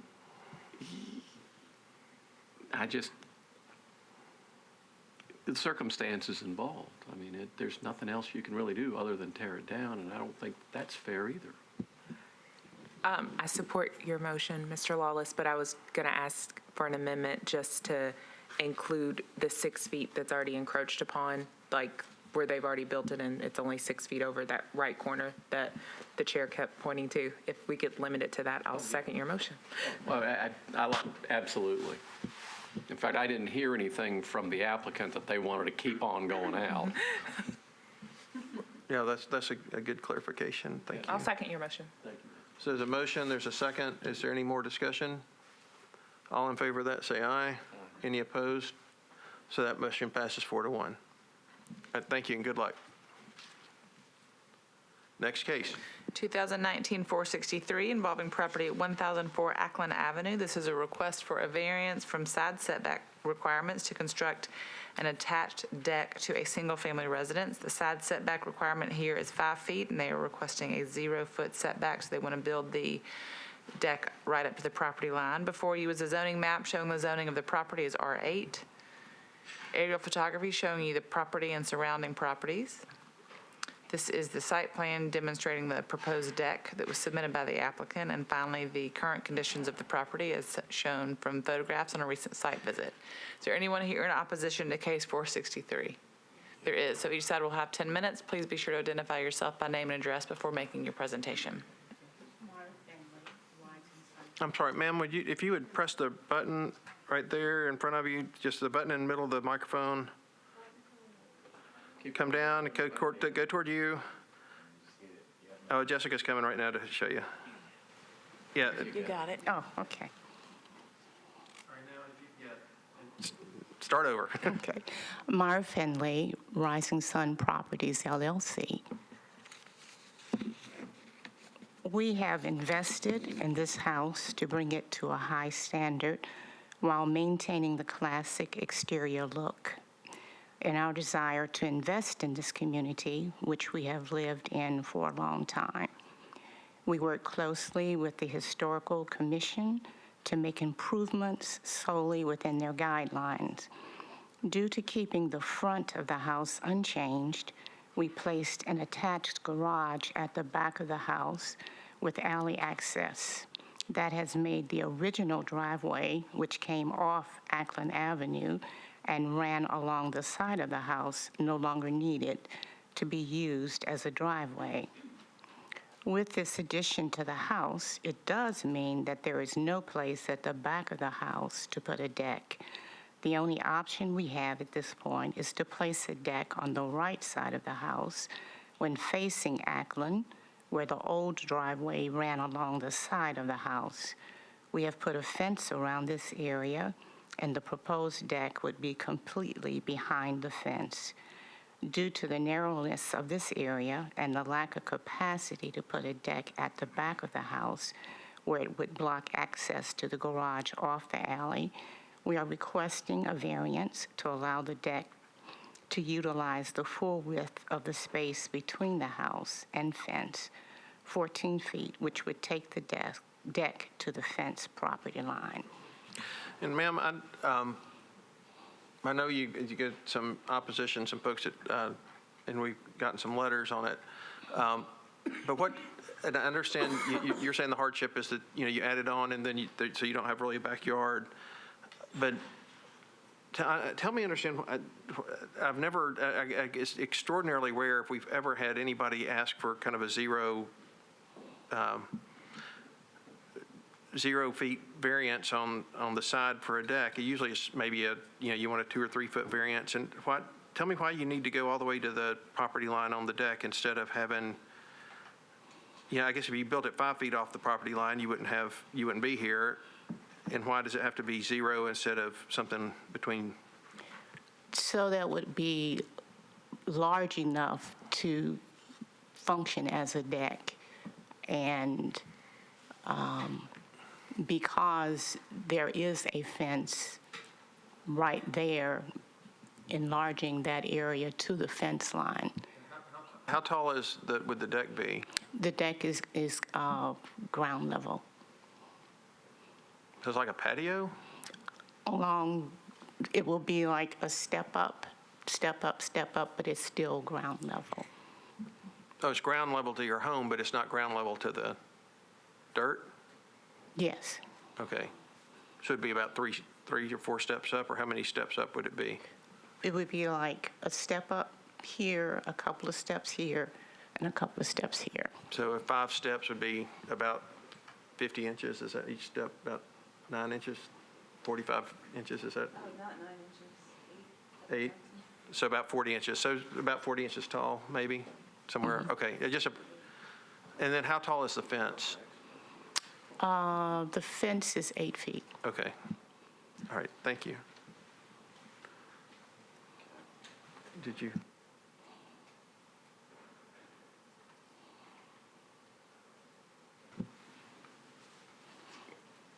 So if I'm understanding you correctly, your hardship is you don't really have enough room in the back to have a deck back there, or it's not as desirable there. And you've invested a lot of money in the house, and you're trying to upgrade it, right? Yes. Okay.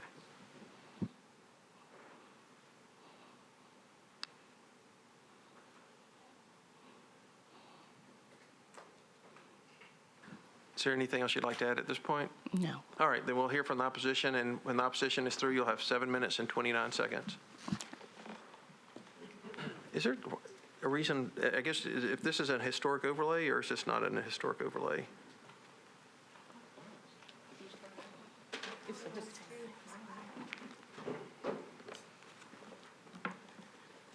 I don't know. I can look for that while the. I was just curious because it seems like if it was, she'd mentioned working with the historic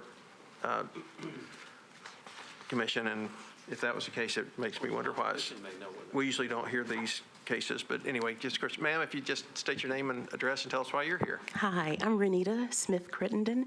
I'm at 1002 Ackland Avenue, which is the house adjacent to the one that she's referring to. Are you the house that the fence, that the deck would touch? Yes, yes. And she's right. That area that she's wanting to put a deck on used to be a driveway, and you could drive straight through. Before they put the wonderful garage in, I think in perspective, they probably should have considered all of this. Instead of making it a green area, they put fencing up, and the only reason I think we're here is because while I was at work, my opposite neighbor stopped the gentleman that was actually putting the fence in, and he already let them know that they were putting the deck in. And my wonderful neighbor, Mr. Chisholm, let the gentleman know, you must stop because you have not gone through the proper channels to put this in. So that's why we're here. That deck would actually be, and when we're talking about a noise issue, the fence that's there is a wooden fence, but technically you consider it a privacy fence. That's right at my bedroom windows. So if you're going to have a gathering of people, I would prefer to not have the gathering at my window. And unfortunately, this is an unoccupied house. It was wonderful. Nina Carter, who did own that house before, the only reason someone was able to build something to enhance it is because the family, of course, had some disputing over who should have stayed in the house. So after Nina died, of course, someone else took over, and they've done some wonderful improvements. But now that they've got it sort of barricaded where it looks like a compound with all of this fencing, now they're needing somewhere to put a deck. And I just don't really think the variance should be allowed. If someone purchased the house, and it has been unoccupied for not 1 year, not 2 years, but several, so if the homeowners that purchased the house would like to build a deck, I think they should be able to come to their neighbor, as most of us do, and say, hey, I'm thinking about putting up a deck. Would that be okay? But since we don't know who's going to live in the house, we don't know what the noise level is, I don't know if it's, 2, 10, 12, we just don't know. So for me, and me working as a caregiver and sleeping during the day sometimes and around the clock, I kind of like to not have that kind of noise there, if at all possible. So me having to get variances for things, me having to go through getting my driveway put in, me having to go through all the proper channels. I've been in that house for over 30 years, and before that, my great aunt owned that home. So we've had that space for a very, very long time. So it'd be nice to be considered, and no one with the home has approached me to talk to me about the possibility of doing anything there. So that's kind of all I have to say. So I would like that considered if at all possible. Are there any questions for? Did I understand correctly that the bedrooms are sort of right next to My where the? bedrooms are right at that fence, yeah. I'm right there. And it's not, if you think about it, if a car can drive through that, that's all that could go through that.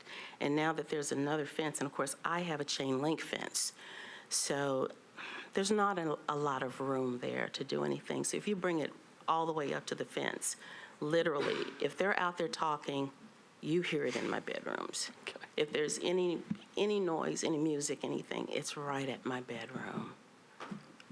And so if the applicant were to build a patio or use that space in a different way where they step down, they'd at least have 8-foot fence to keep you from it. But a little bit. And that may be able to do without having to come to us. But having a deck 40 inches up or however tall it is, 30, 40, however tall it is something that you don't want. I really Okay. don't. I really Any other questions for the? I would like to know if you have had any conversation with Colby Sledger, council member. I noticed in his letter to us, he said he was neutral on this. Yeah. Have you even talked to him, or do you know? I have not. Okay. I have not. Thank you. And Colby is wonderful. So. All right, any other questions? All right, thank you for being here. Appreciate it. Thank you. We'll hear back from the applicant.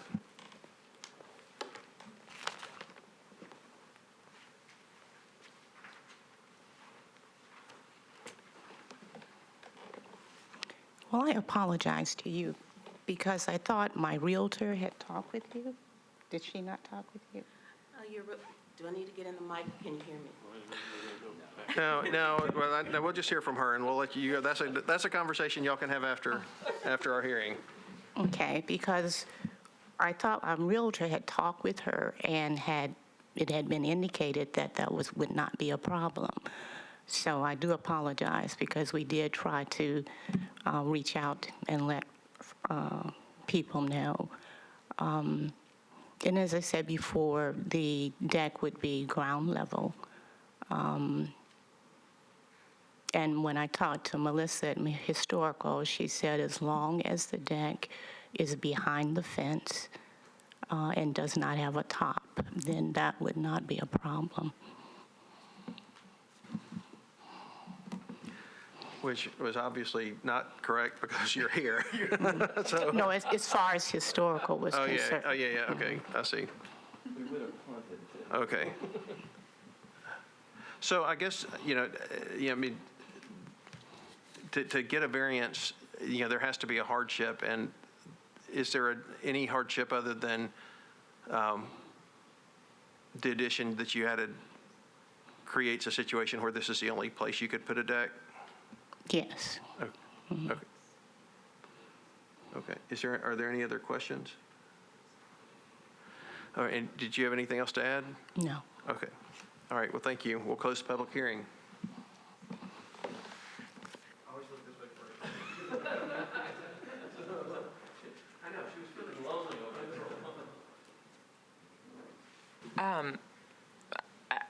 I think the applicant was sincere in her presentation, and I appreciate that.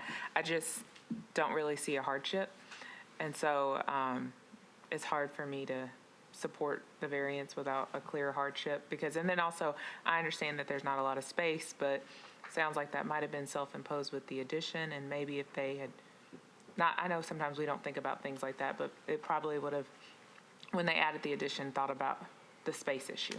So. Well, and in cases like this,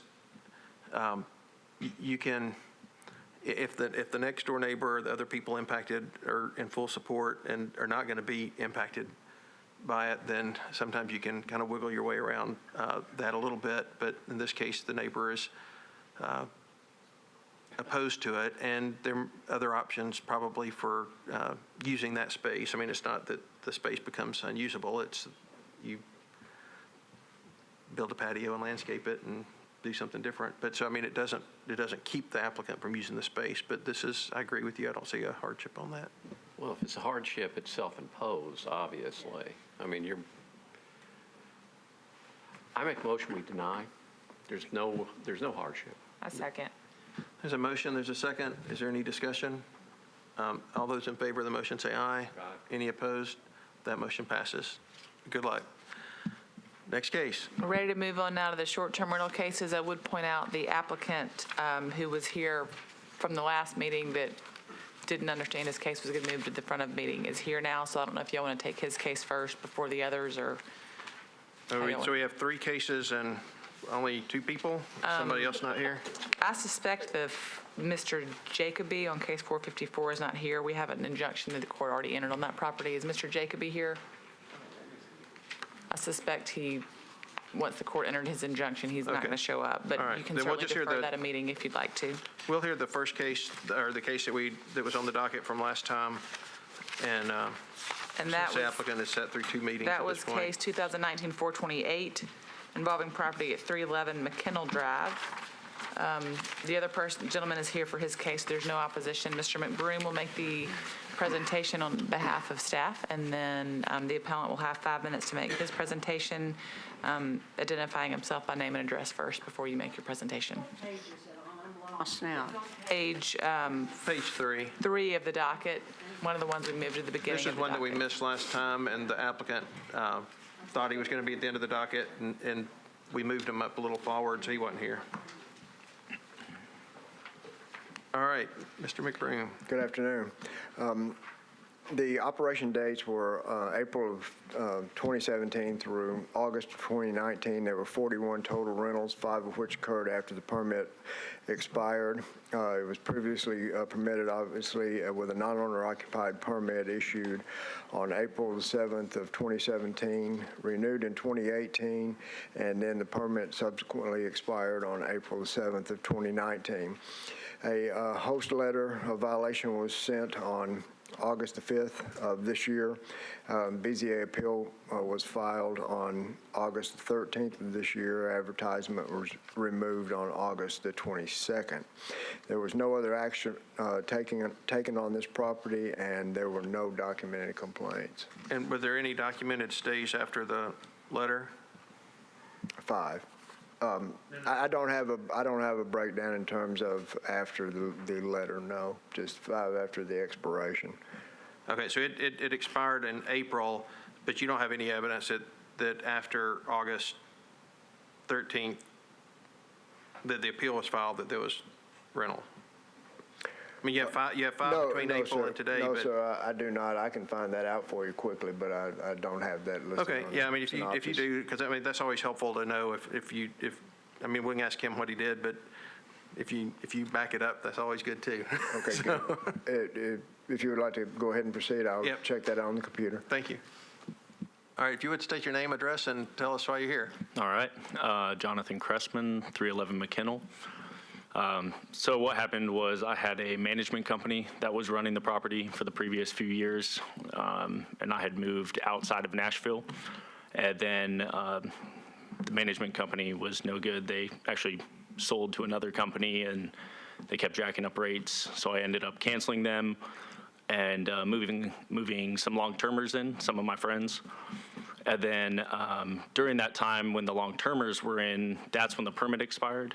And then I moved back to Nashville, and they ended up moving out. And so, yeah, it was an oversight on my part. I didn't know the permit had expired, so I just, threw it back up on Airbnb, and that's when the 5 rentals came in. And then I got the letter on, it seemed like there was a little bit of time, but I got the letter on a Monday, and then the very next day, on the Tuesday, I had gone in with everything that I needed. I had sent out the letters and did everything.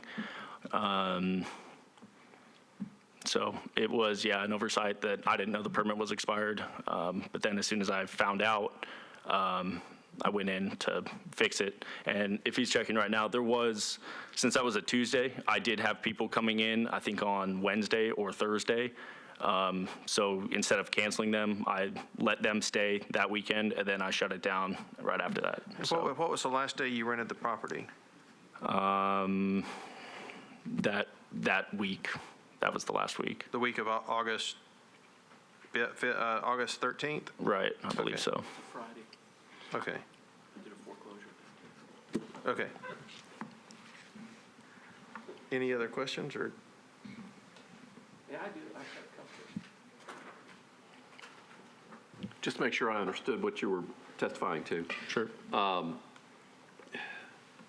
You moved out of the property somewhere else, and you had some long-termers, as I think you referred to them, move in, correct? Right. And that would have been approximately when?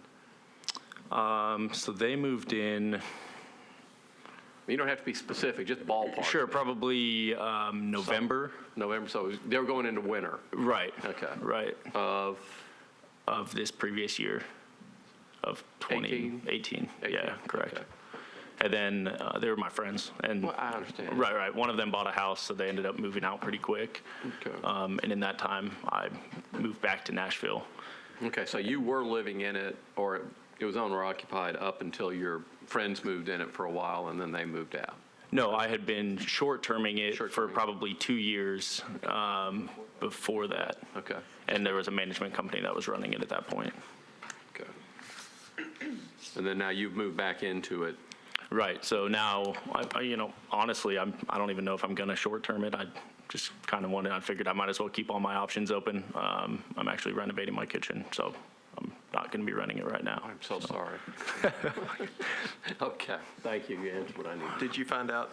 Yes, sir, I did. There were 3 documented stays in August and none subsequent to that, so the letter was sent on the 5th of August. Okay, So within a very short time frame, he had stopped operating. perfect. Any other questions? Did you have anything else to add? No, that was it. All right, we'll close the public hearing. So, I tend to look at expired permits as expired car tags. Especially if your behavior is relatively good after you find out that it was expired, and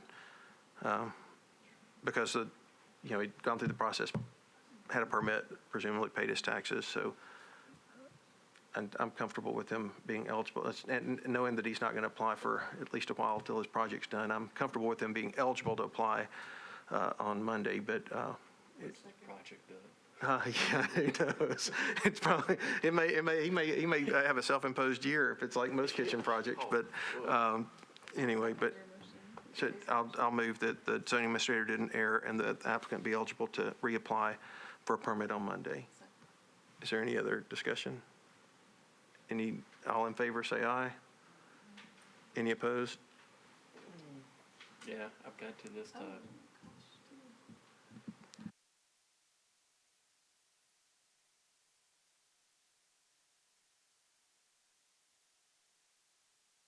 Yeah.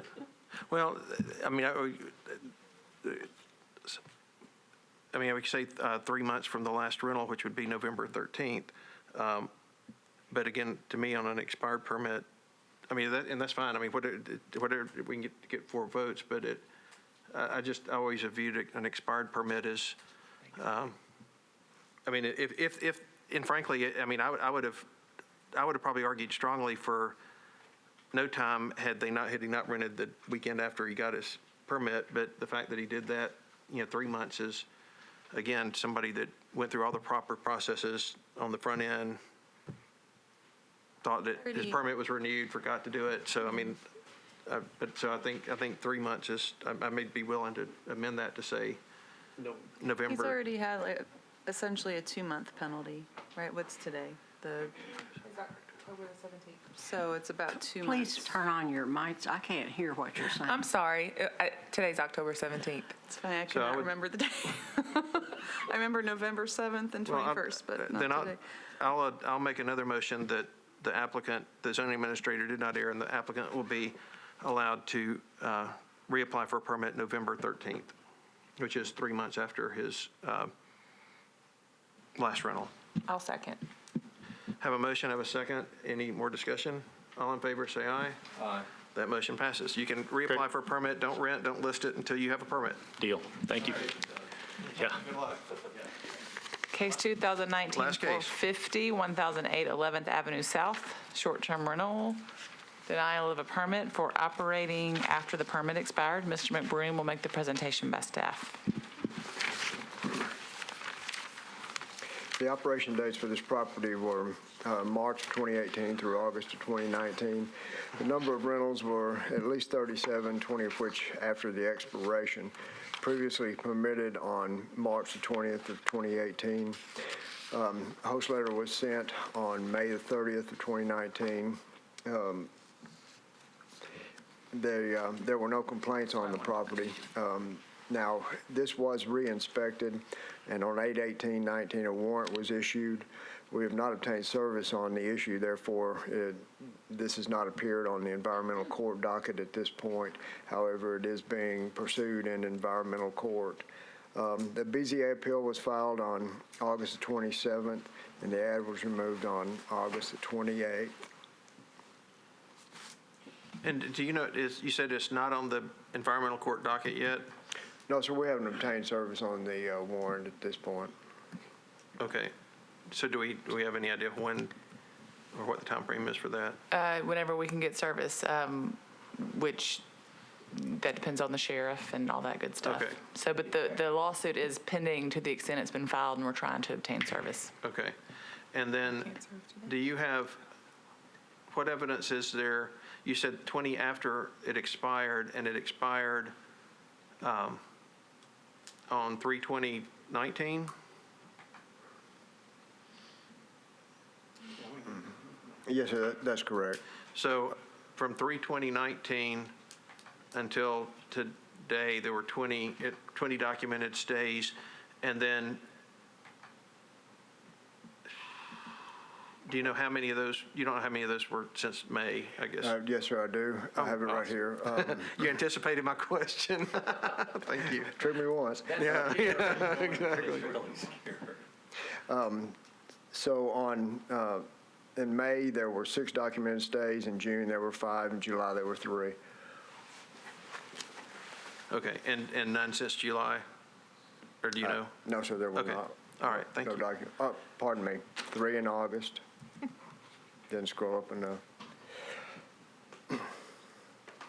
Okay. 3 in August. Any other questions for Mr. McBroom? When did your letter go? May the 30th. Any other questions? All right, sir, if you could state your name and address and tell us why you're here. Yeah, hi, Tarl Patel, 1008 11th Avenue South.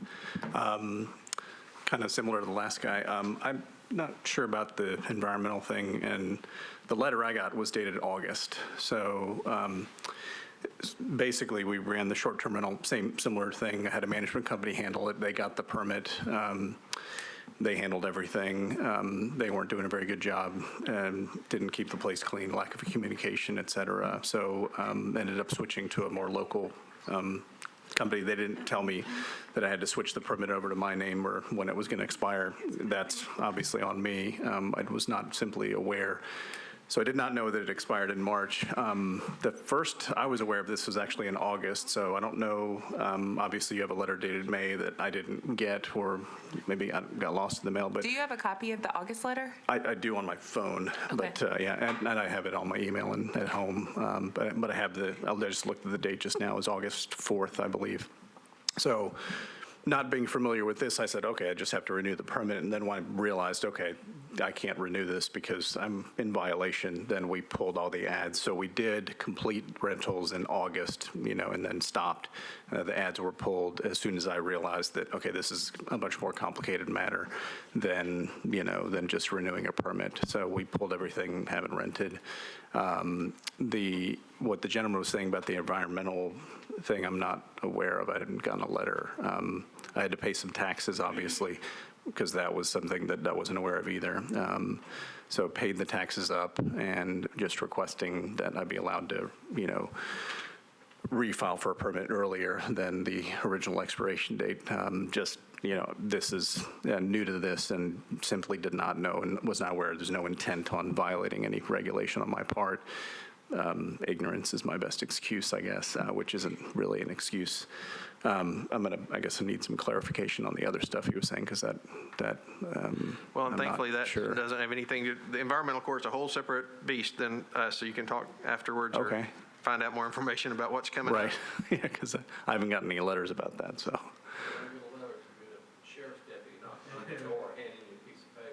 Huh, okay. Well, but That sounds yeah. ominous. Yeah, but anyway, that's neither here nor there to us. So you in August, you got your letter, you stopped work. We went ahead and honored a couple of rentals, obviously, same kind of situation, rather than canceling them, and then pulled the ads, 2 or 3 days later, after I met with the gentleman here to get on the docket for today.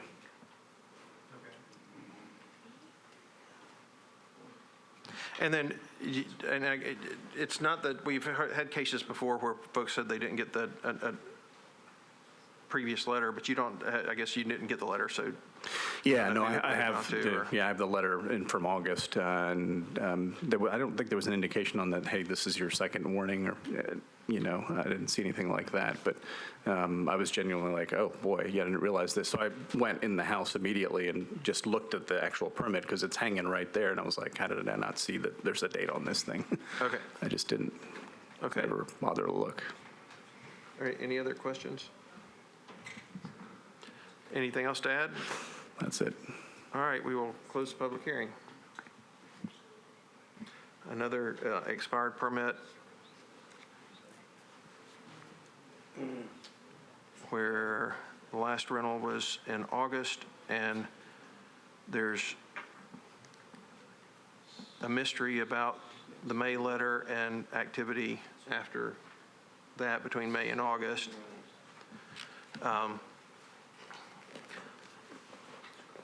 Yeah, three For sure that he acknowledges that he Well, knew that since- he shouldn't have been. Right, and then But you've got all the other ones. I'm sorry. the June, July, and August are the ones that would be after the May, June, first. July. Well, but the notice was sent May 30th, so. Yeah, well, 31 days in May. Yeah. If the post office went quick. So if he got it the 31st, I still would only hold him accountable. Understood. Right. But For those, but he's again. still acting with knowledge.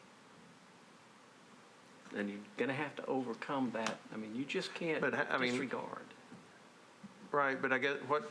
At least in August, he's disregarding. Well, I understand that, but that was the previous one. So if you said there should be a penalty for an expired permit having rented, again, either 3 or 11 times, depending upon when you believe the applicant actually got notice. And I tend to believe that because of the other cases that we've heard of people, I mean, there's sometimes that you think, yeah, no, I think you really got the first notice. And sometimes you think, well, you had a management company, I don't know where the notice went. Maybe you did get the notice, maybe you didn't, maybe it got lost.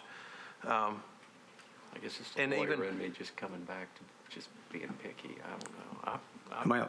Am I allowed to say No, anything? Okay. the public hearing's closed, sir, I'm sorry. But so to me, it is, is there a penalty less than a year that's I'm valid? not saying a year. I'm just saying. And then if it's, the last rental was, say, the 10th of August, then is it 3 months, 4 months, 5 months? I mean, and to me, that's weighing to some extent. To me, there was clear action after the August letter. And maybe, I don't know if it was a more serious letter or not, but there was clear action. And we've had folks that, got had 3 letters sent and then never did anything till the sheriff showed up. What's his address? 1,000. That's what I thought. He's in District 17, Healthy Sled. Yeah, and I looked at the council members' comments on that, but I'm showing that the owner of the parcel is S Squared Investments LLC? Am I reading that right? Well, I don't know. I mean, I'm Where do you looking see? I'm just looking at my little Oh, on the docket? permit, yeah. Yeah. permit tracking. The tracking, yeah. I mean, we didn't ask him before, mainly because we're not prosecutors up here, but I'm just,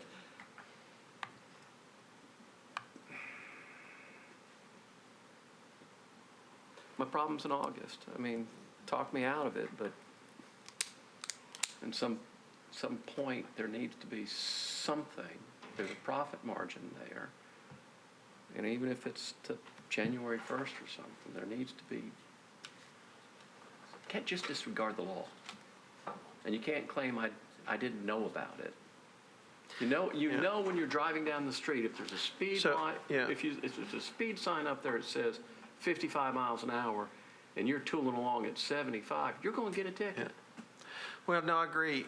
I guess my question is, and not being, my honest question is, what's the offense? I mean, and I'm not saying that lightly. I'm saying it because to me, the major offense is knowingly renting after you've been told not to, and I think that warrants more than 0. Right.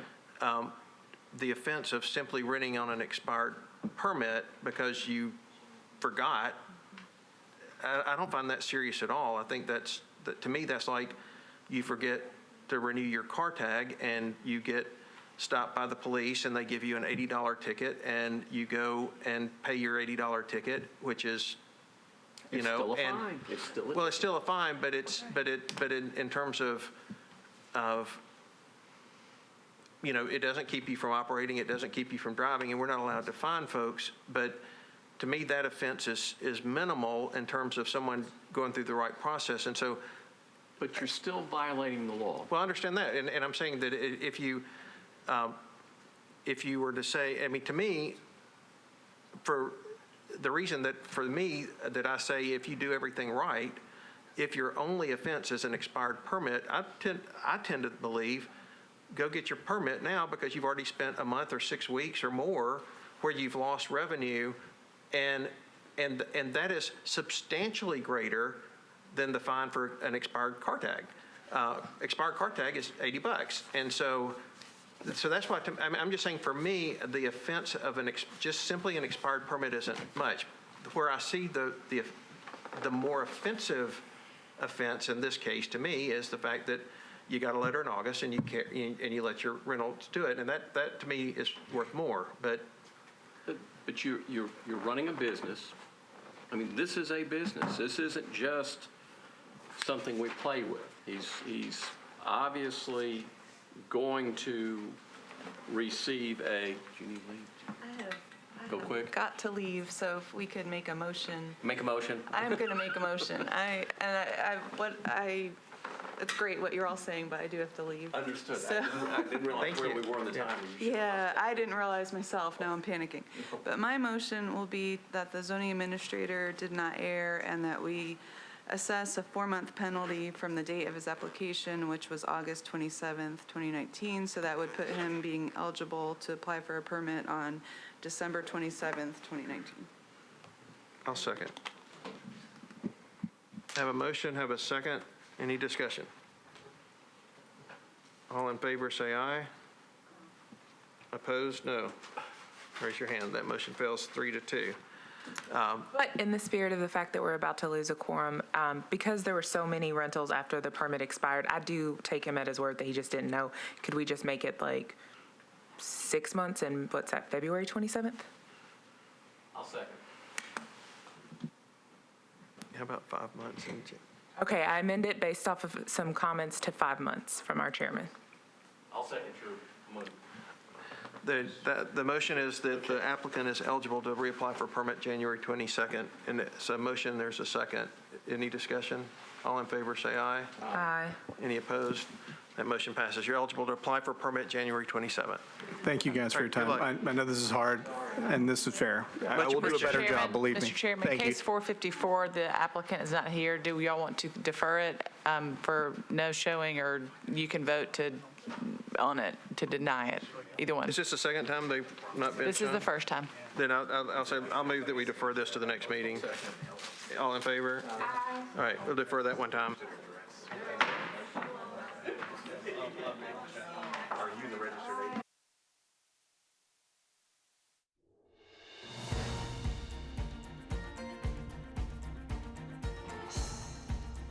This has been a service of the Metro Nashville Network. If you would like to see this presentation again, or for more information about this and other programs, visit nashville.gov.